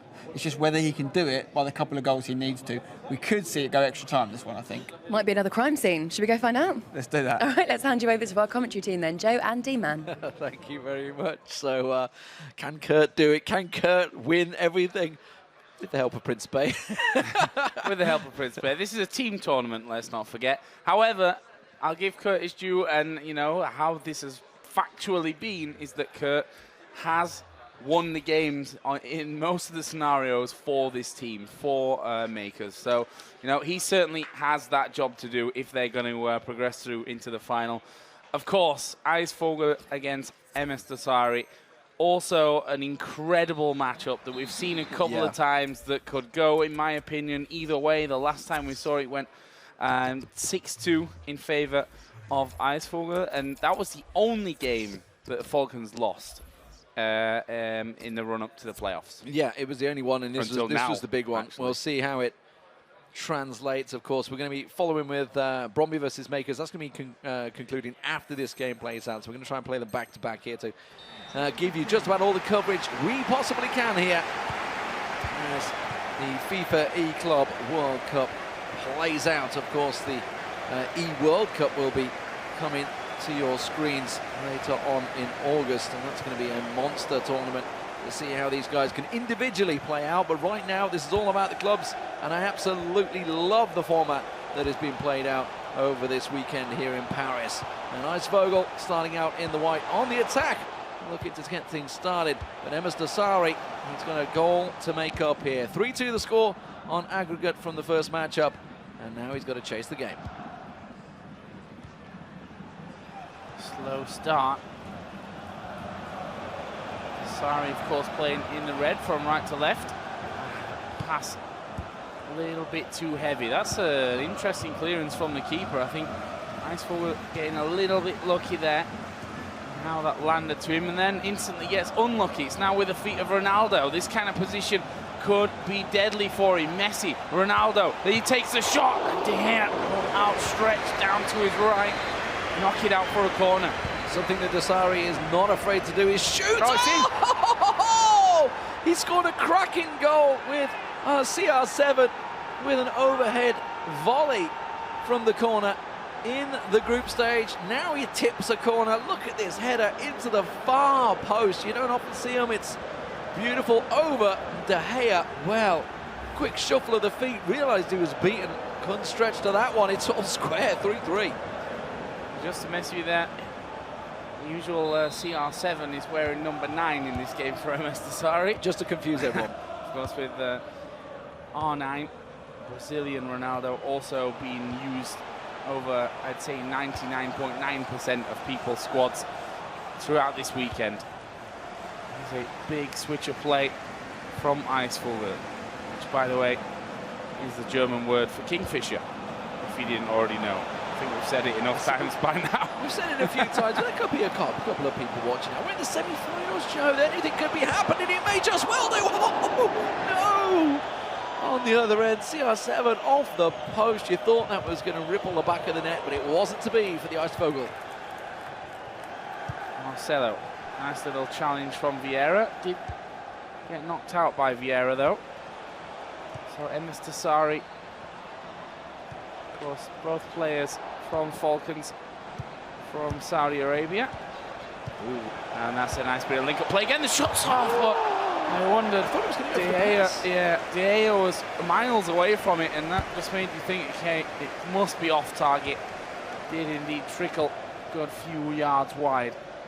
For once, I thought, honestly, I think he could have gone for the pass. You saw, I think, with CR7 that was open on the penalty spot, but didn't work out for him. Hullet making space here, loving this game already. These both players are not hanging around.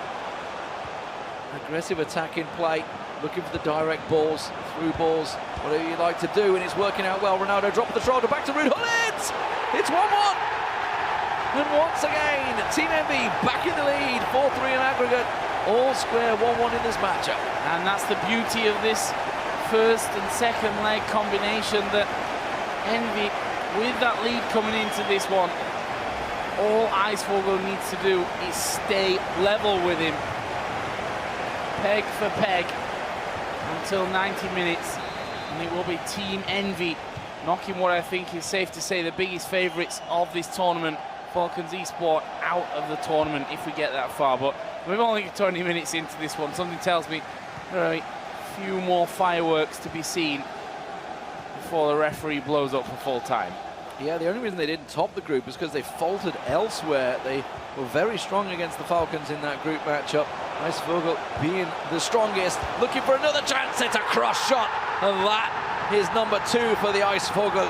The Kingfisher strikes again, and Envy find themselves at 5-3 now on aggregate. And it was expertly taken as well. Quick movement of the ball.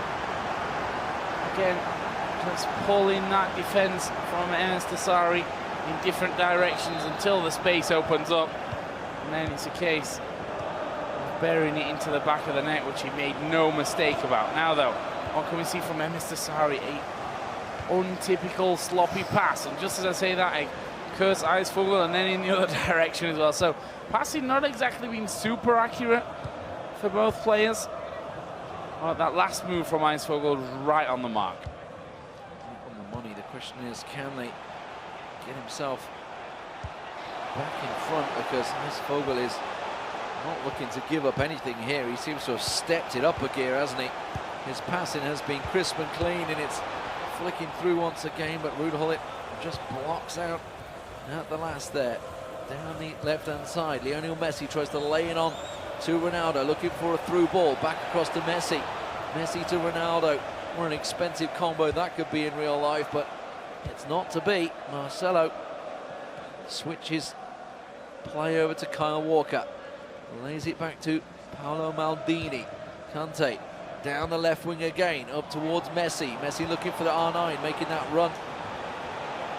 Looks towards the middle, can't get the cross in. And Dasari just shuffles it out for a throw. Yep. Throwing taken early. Ronaldo, if you let him turn, you might well have a shot, and that's always going to be dangerous. Ronaldo and Messi trying to link up. Messi not able to get in front of the man on that back post, though. Now a chance for a bit of a counter here for Emes Dasari. Will that go through? Ramos will slide. And De Gea able then to clear it out. And actually turns into a really great pass down to Gullit. And this may just swing. So make them continue the run down the right, but Gullit wasn't used. It switched up play up to the left-hand side. R9 sidesteps his man. One on the floor. Keeps on going. Too strong a pass to Ruud Gullit. Goes out for a throw. The Falcons could really do with getting himself something, I feel, just before half-time here with 40 minutes played so far in this matchup. Emes Dasari, the champion in Whistler 2017 and in Manchester 2018. Just recently in the FUT Championships, he really needs to try and get himself. Of course, he is playing on the PlayStation here, ordinarily an Xbox player, so certainly impressive for him to step up and reach the semi-final at this stage, but he's up against a very, very talented PlayStation 4 player in Eisvogel. And that man does have a 2-goal buffer currently as he pushes forward in towards Messi. Walker got there first, though. He's pushing him off the ball. And I think you're right, before half-time will be a fantastic time for Dasari to strike. Try and bring in as close as possible before you go in for that quick break. Oh, that's a bad bit of play, though. Dribbling a little bit too far. Lucky for him, though. Ferdinand going to come out. Now Henry. And again, Marcelo will take the ball away from him. Referee's going to blow here in just a moment. And it's looking like it's going to be a 2-1 lead. 5-3 overall. This is a just chance here for a last-second goal. There isn't. It's 5-3 at the half on aggregate. 2-1, of course, to Eisvogel. Both players stepping it up defensively, I feel, towards the end of the first half. There you can see the 3 shots for both players, 2 both on target. Unfortunately for Emes Dasari, De Gea said no about the other one. Of course, the header coming from Dasari, both of Eisvogel's from the pitch. Ruud Gullit leathering one into the cross left-hand corner. Quick couple of changes, maybe, no. Just going to look around, 4-2-2-2 coming out for Eisvogel. Don't really know what Dasari is playing. I believe it's a similar tactic, actually, from memory. But here we go. Second half underway. It is 2-1 in this game. Of course, aggregate scoreline carrying over from the Xbox match. That ended 3-2. Currently 2-1 in this game, which makes it 5-3 in total for Team Envy. So on again. Big switch of the flanks, and again, all the way over. You see the amount of space then that he has on that side of the pitch. May even go for that again. Oh, well, he's trying to now push forward. Oh, Marcelo and Messi have tackled each other there. It's that Barcelona Real Madrid link-up. Chemistry not quite there, not quite working out. Just to use the natural enemies. Vieira to Messi. Back through the middle for Emes Dasari in the red as he works it down through the middle. That's a good first touch, lays it off Thierry Henry. There was a foul in the middle there. It may bobble. Luckily here, De Gea quicker to the ball than R9. Not able to make his way to it. Kyle Walker. Ooh, challenged out by Ruud Gullit there. Doesn't quite work out for him. And now Eisvogel will slowly clear his lines. Good run on the right-hand wing, but not used as he switches play. Yeah, that's Marcelo thundering down the left. He's got a decent triangle set up here. Well, start to push it in. Ronaldo, can he take his man? He turns, passes it in towards Ronaldo, who's going to be able to get past and have a shot here. Slides in, there's the shot coming off, and Icefogel makes it 3-1. Really nice. Went for the fake shot, completely told the defender a dummy, and then steps on the ball, and then passes it straight past the keeper. No chance for De Gea that time around, and that gives him a real big lead. Concern on the face of MS Dasari now. 3-1 down in this leg, 6-3 on aggregate. We knew that somewhere, somehow, Aero picking up that lead 3-2 was going to be a real problem. The Royal really could have done with handing MS Dasari a bit of a lifeline coming into this matchup, because Icefogel is on fire this tournament, and it seems that he may well just have the chemistry to push on through into the grand finals. And he will quite happily take his time. MS Dasari knowing that the clock will now be working against him. Keeper not really close to that one, and will have to fish it out the back of his own net. It's 57th minute goal. Makes it difficult now for MS Dasari. Let's not forget, when they met in the group stage, 6-2 was the score in favour.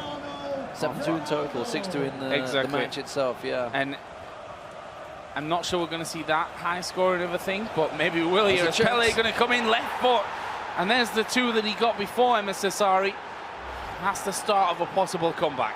Well, we saw two quick goals coming out from his teammates in the previous matchup. 2 goals in 2 minutes. It's totally possible to turn this goal score around. Easily done in FIFA 18. Pele starting things off there for MS Dasari. Will certainly try and get it going. Let's see if he can get anything from the kickoff. Maybe a chance to recover the ball early and get a quick attack on while everybody's setting themselves up, but it doesn't look like it's going to happen. Neymar on the pitch now. Vieira keeping control of the ball, and it may well be in the back of Icefogle's mind to try and keep hold of the ball, but it doesn't look like it right now as he stretches his legs down the right wing, plays it back, and again it goes to Ruud Gullit. Not ordinarily someone you'd associate being a flying winger, but he seems to be at the moment as Ronaldo backheels it in. Patrick Vieira across to Kante, tries to square it back in. A little through ball, R9 drops the shoulder, and that is just as easily as it's done for Icefogel, and he's back with a healthy goal difference, 7-4 on aggregate. Yeah, solidly fed right into his feet, and that is pretty much as standard as a goal we've seen this tournament so far. Just a quick turn off to the side. Defender not able to get in front of it. Keeper not able to get down to it. And it is 4-9 to make it 4-2 and 7-4 on aggregate to Team Envy. Not long to go. It's 34 minutes or so in game for MS Dasari to start to make a comeback, and as pure maths wise, it means that he's going to have to score sometime soon to really get that train moving, and this for Icefogel could be devastating for Dasari. Just drifted offside there, CR7 I think. Didn't give him the chance, wanted to square it into the middle. You could see just went ahead of play, the defenders stepped out there, and really we need to see a goal come in soon enough for MS Dasari chasing this matchup. Playing spoiler effectively here, Icefogel, on what could have been a dream second final in a row for MS Dasari. It seems that it may not be, but we've got 20 minutes to go still. And remember, Brondby versus Makers are going to be following this matchup, the conclusion of that semi-final, as we look to see how this one can work out. Now, counter-attack chance for Dasari as he tries to play it down the right-hand side. Tackle came in very late there. Good drag back, sets it up nicely. You're going to see Neymar go for goal! Oh, he's just gone straight for it! Oh, it's not over yet, Joe. It's not over yet. 7-5. And, I mean, he's taken a chance going from there anyway. The fact is that, you know, he's hit it brilliantly to actually hit the target. You see changes coming in now for Icevogel. And I think that's kind of the warning shot where it says, okay, this one might be getting a little bit too close for comfort. Bit of additional instructions there. Fernandinho coming on. I think it was the instruction that he had there, make sure you stay back when we're attacking. So, doesn't want to be getting caught out in that similar scenario where he's going to get run at, and if the shot comes off perfect and De Gea can't get down to it, and they will fly in. Oh no, Salah on the left wing. Just come on. That's assuming that's team of the season. What a player he's been this year, Mohamed Salah. In real life, he has of course transferred. If you're unaware of how these players do come about, obviously you may see sometimes the pictures they have every time they have a player of the month or team of the season, as it were, their cards throughout the game, which is how these players collect them. They get improved, obviously, based on the form that they have. And Mohamed Salah, obviously having an absolute blinder this season, has certainly improved his card. And that's certainly what's been selected here by Icevogel. Making sure he protects himself, that lead, of course. But that's going to be interesting, right? If he starts to play into trying to protect this lead, that's going to be switching away from his ordinary play style of just ruthless aggression, trying to play it down the middle, and he's keeping the ball. I'm always wary of that kind of thing, especially with 12 minutes in game left to go. Changing up strategy is not always the best idea. Yeah, of course, if you're leaking like a sieve, then yeah, sure. Then you probably need to patch up some holes. But completely changing, trying to go too defensive too early. 2 goals is really not a lot in the 10 minutes that remain. Big thing here, though, for Icevogel is, of course, possession. Needs to keep the ball for as long as he can, which might mean, even if he feels he's in an attacking position, limiting how aggressive he goes in that. Here we go. Look at this. It's a 3-on-3. Make it a 2-on-2. Get it to across. It comes back in. Oh, Holland! It's blocked. The header can't quite get to it. It's fell back. Is it going to go loose? Pele can't get his foot on it, and it's scrambled away by Icevogel. Don't want to know what Icevogel's pulse is right now, but he's certainly beating after that. Here's Kante having a run, drags it back, finds a space into Ronaldo. It's Messi. Oh, he's hit Ronaldo there in the chest, which means he keeps a hold of it. Fernandinho's going to dispatch it back out. Time is against him, Joe. In for the corner flags, maybe. Oh, and it's a bad pass. That's left Walker out of position. That means that a free run here for Hully on this top side. The slide comes in, but it doesn't take the man or the ball. Pele, the man was down there, and then Mr. Sari waves at the imaginary ref saying, oh, come on, that must have been something. That was surely a free kick, and that was basically his chance to pull one of these goals back, I think. I don't see Icevogel losing from this position now. Salah, 2 minutes added on, really not a lot of time. Vieira, Kante, there is Ronaldo, and that's somehow again bobbled out to him. This is Team Envy, just seconds away, and they will win the game. 7-5 here on aggregate to go through into the grand final of the FIFA eClub World Cup, and what a performance once again from Icevogel. Yeah, you've got to give it to them. They won both matches at the end of the day. 3-2 and 4-3 for Team Envy, taking victory.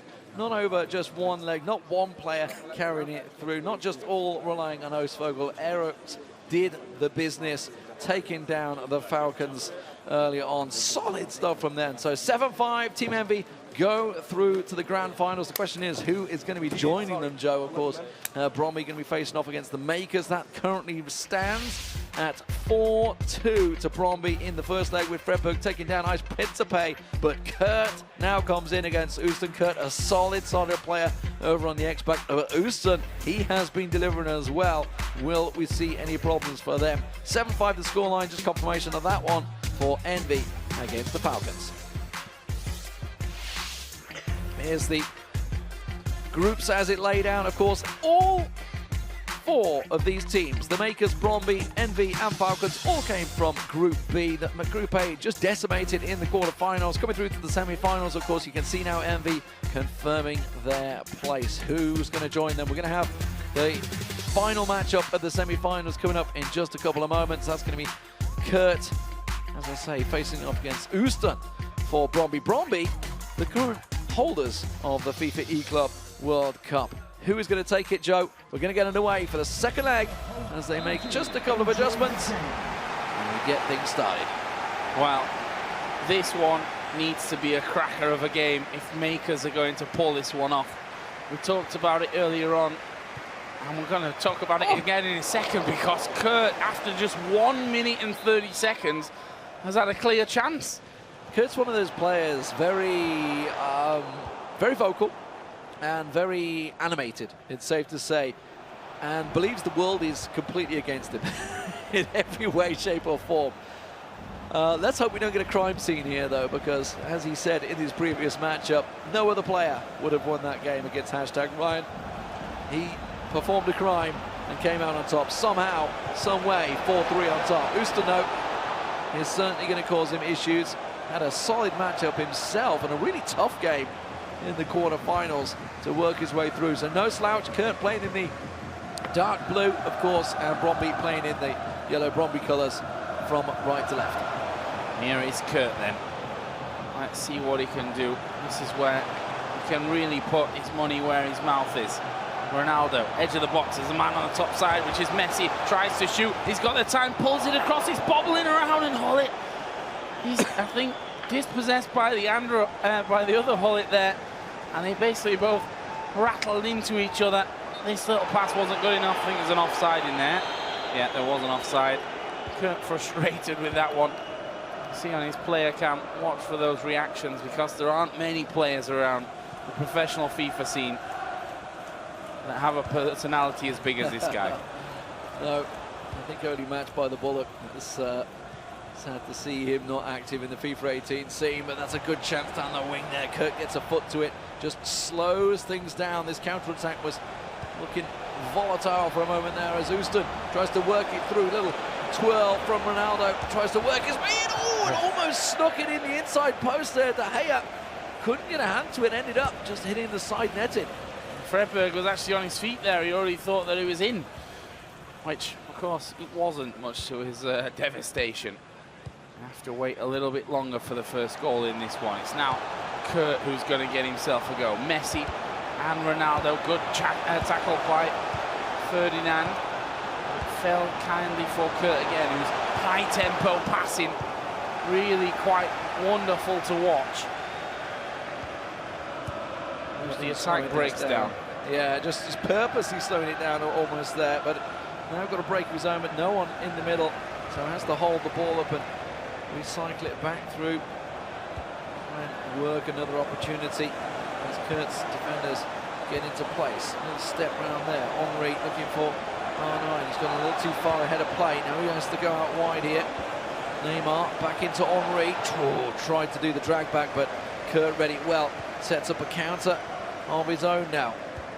Neymar, Ronaldo to Ronaldo. The CR7 and R9 combo that has been so vital. That was an awful shot there. Did that come off the defender? Yeah, it did. It's a corner.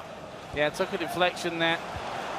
Oh, nice little pass here to the front post. Ronaldo into Ronaldo. Gets in there just at the feet of the keeper. No celebration. He knows the job is not over and done with. Here was beaten well and truly there. And Kurt for the, I don't know how many times this tournament is bringing makers back into the game. Yeah, the makers should be looking at paying him a bonus if he can pull something off here and reach the finals, because he is going to be looking to try and perform miracles. Oh, look at that one. Oh, Henry. That's what you like to see from Houston. Pegs it right back to 5-3. And a solid chance there, just on the edge of the box. Slides it down. Cross shot. We've seen it so many times throughout the tournament and throughout the year. It is the goal that seems to work so successfully in terms of percentages across the goalkeeper, and De Gea soundly beat. Yeah, and the thing that set that up was two very direct passes right through the middle of the park. Obviously the through ball into the box came afterwards at an angle, but doesn't get much more direct than that. Here is Houston once again. My question is, what is Kurt's breaking point? At what point does he get angry and annoyed that he's behind? And when does that affect his game? Is that 3 goals behind? Is that 4 goals behind?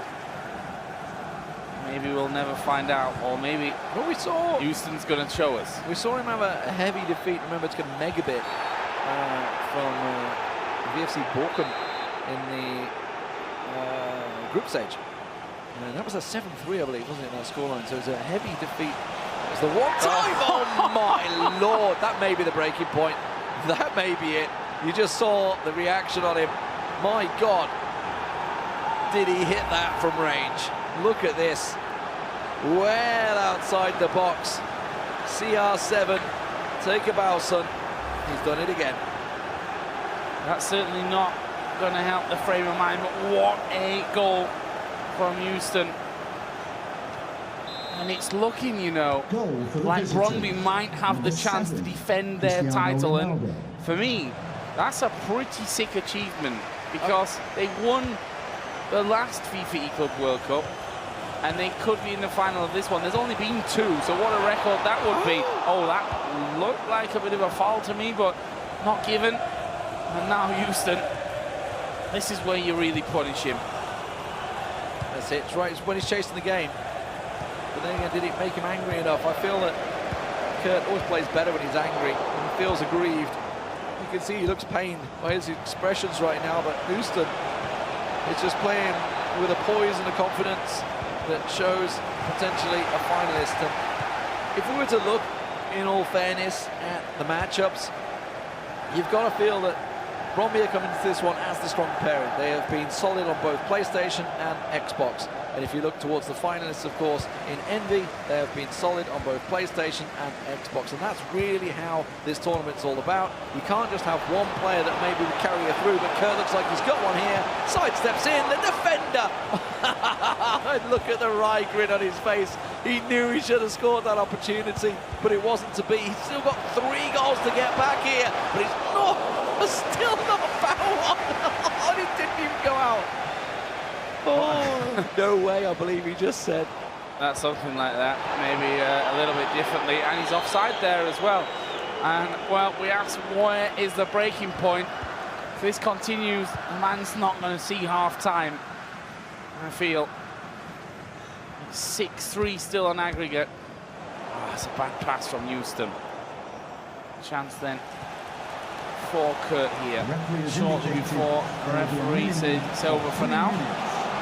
I feel like I need to go just before this half-time, just to give him a little, there it is, pride. Oh, it's deflected up. It's gone over in the end for a corner just before half-time. Can he maybe shuffle something? Goes for the short.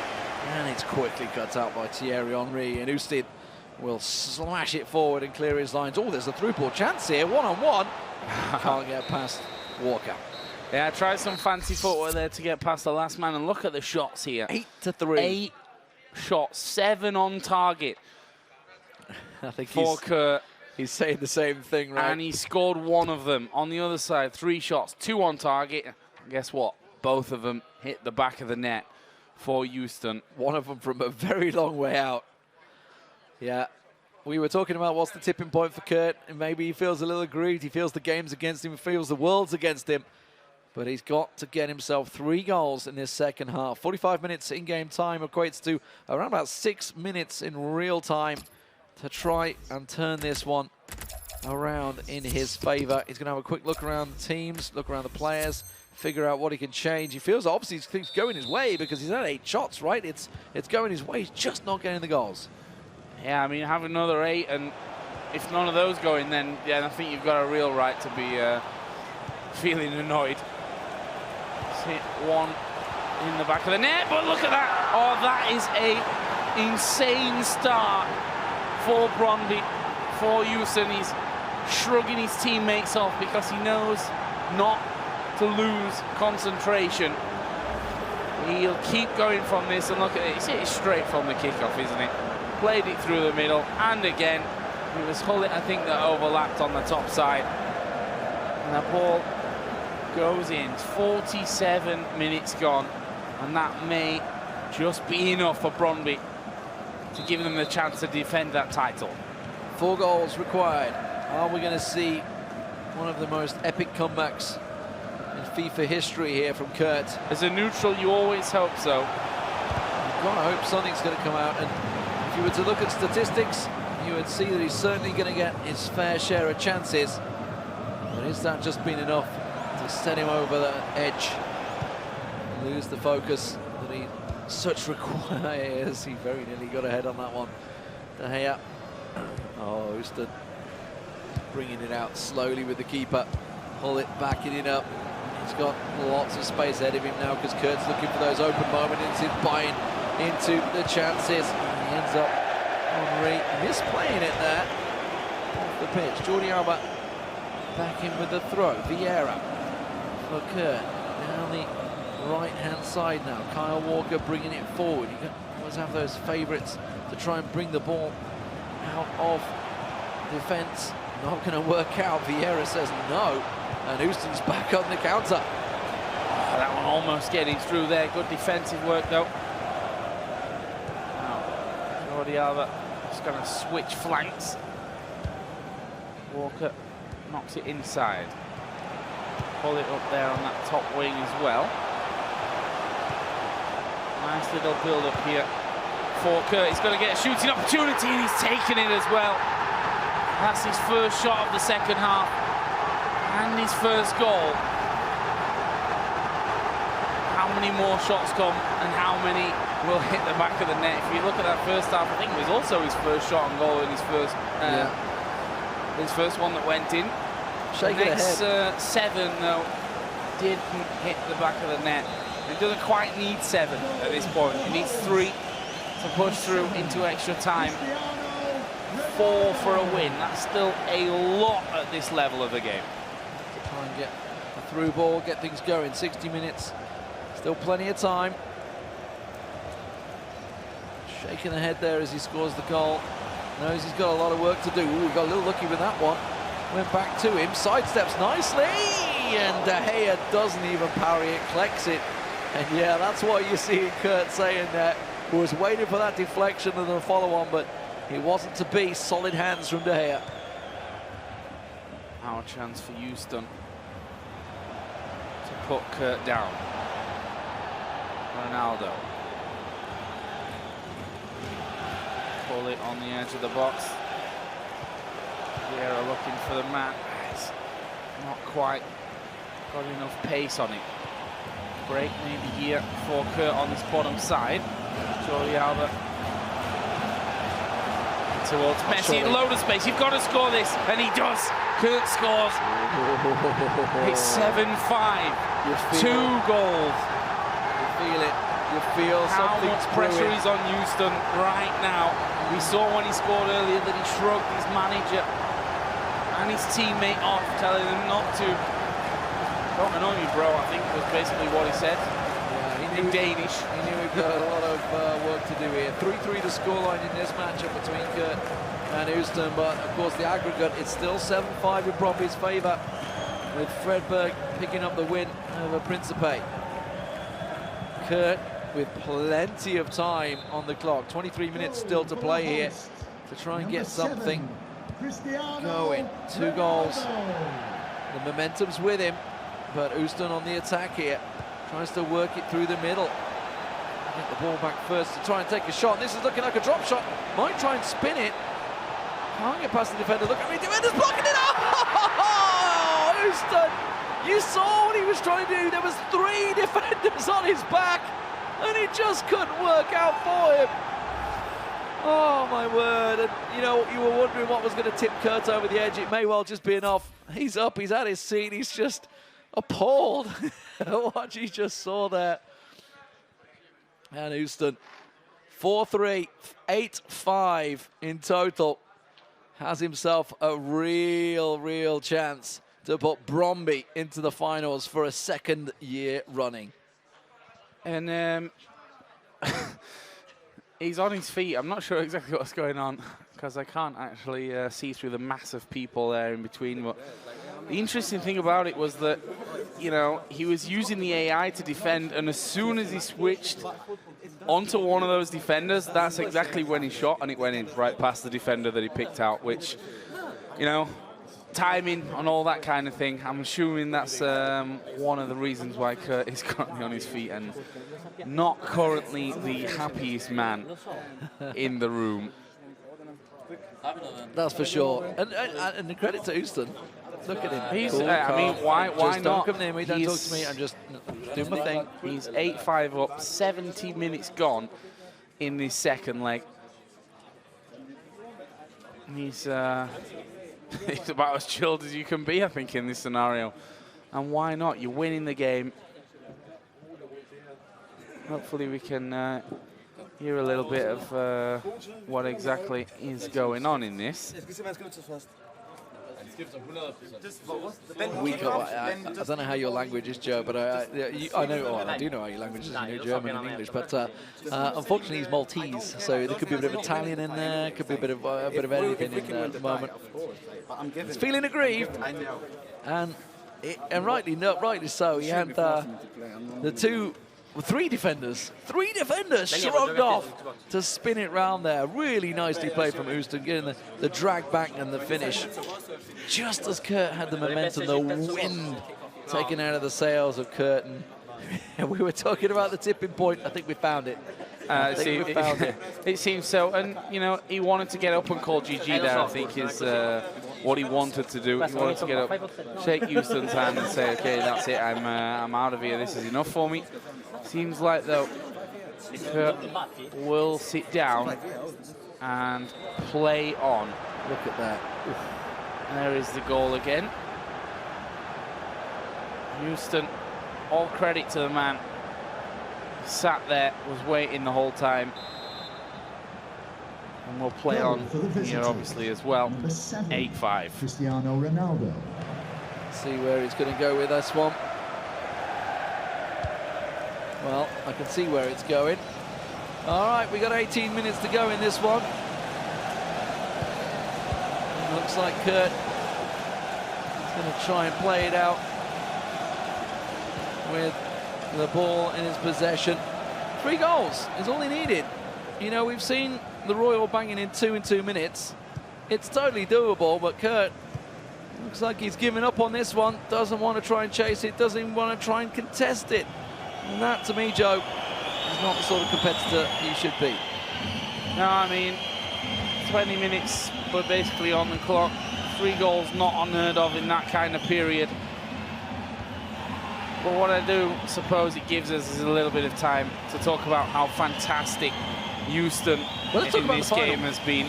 How fantastic Fredberg has been in that 4-2 win over Principe earlier on as well. And how, as a team, Brondby, the current champions of the FIFA eClub World Cup, have really got together from, you know, as I said, a roller coaster group stage. You may even nick one here in the end as well with Ronaldo. Is going to try a...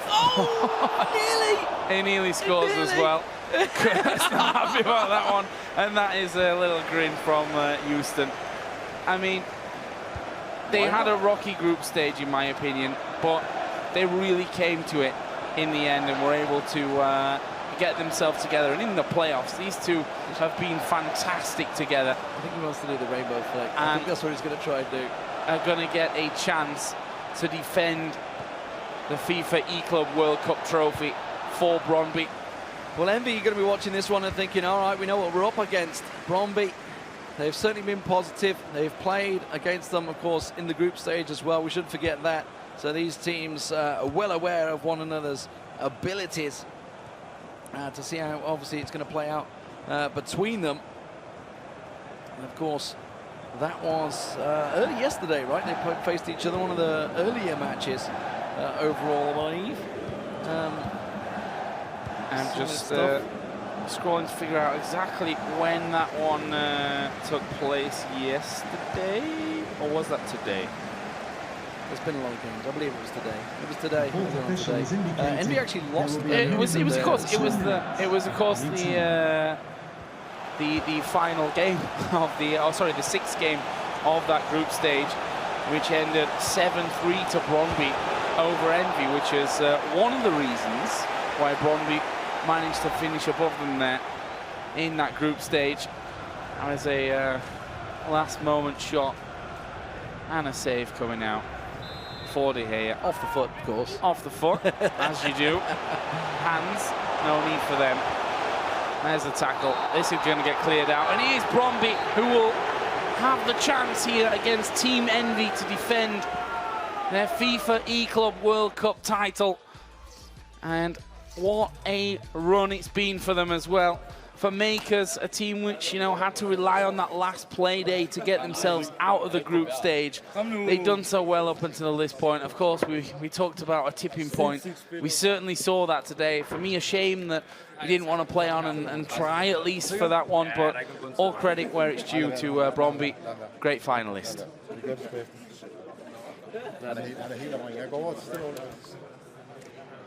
So we have our finalists, and Spencer is alongside me now just to discuss what we've just seen. It was an interesting finish to that game there, Spencer, but really I think we should pay full credit to FIFA Austin and what they did to progress through to the finals in the way that they have. Unbelievable from Brondby. I reckon a lot of people would have counted Brondby out before this tournament started because they haven't got the same player, Marcus Jorgensen, who won them the trophy last year, but they've got a really good chance now and perhaps would be the favourites to recapture and do the first ever eClub World Cup double. Yeah, OK, let's have a little look at the scores just to confirm them for you. This is how we've reached where we are. So Makers lost out 5-8 overall to Brondby. Principe lost 2-4 to Fredberg in that one. And then you just saw it on your screens. It was FIFA Austin with a 4-3 win over Kurt. A somewhat disappointed Kurt. Team Envy with a 7-5 win overall over Falcons. And Aero picked up a 3-2 win over the Royal. And Ice Vogel there with a 4-3 win as well. And actually, we should pay credit to Team Envy, which I'm sure we will do in a minute. But this is how they got there. You can see there, Makers progressing past #Academy, Brondby progressing past Schalke, and then eventually knocking out Makers to make it into the final. And Team Envy picking up a win over Basel, Falcons pick up a win over Arte Virtual, and eventually Envy beating Falcons to book their place in the final. Let's have a little look at this format then. It's over 2 legs, as we have been playing over the course of the competition. The first leg console is decided by a coin toss, which we're going to be doing live in a minute. Don't get too overexcited about that. In case of a draw, extra time will be added if needed, and then penalties will play on after that if needed. Now, the interesting thing about this is that will be on the second leg console. Yes. Spencer, you've got a very important job here. I don't want to add any pressure, but if you mess it up, it's going to be really embarrassing. Let's have a little look at this coin then. Xbox side, as you can see there. PlayStation side. Remember, this is very important because whatever console is played second is the console that could go extra time, could go penalties. But I believe I'm right in saying the console that will be... we're going to flick it up, it's going to land on the floor. Whatever console is showing will be the console that's played first, Yes, right? absolutely. We're ready? Is it time? I'm ready, yeah. I'm nervous. Ready, guys? Watch it.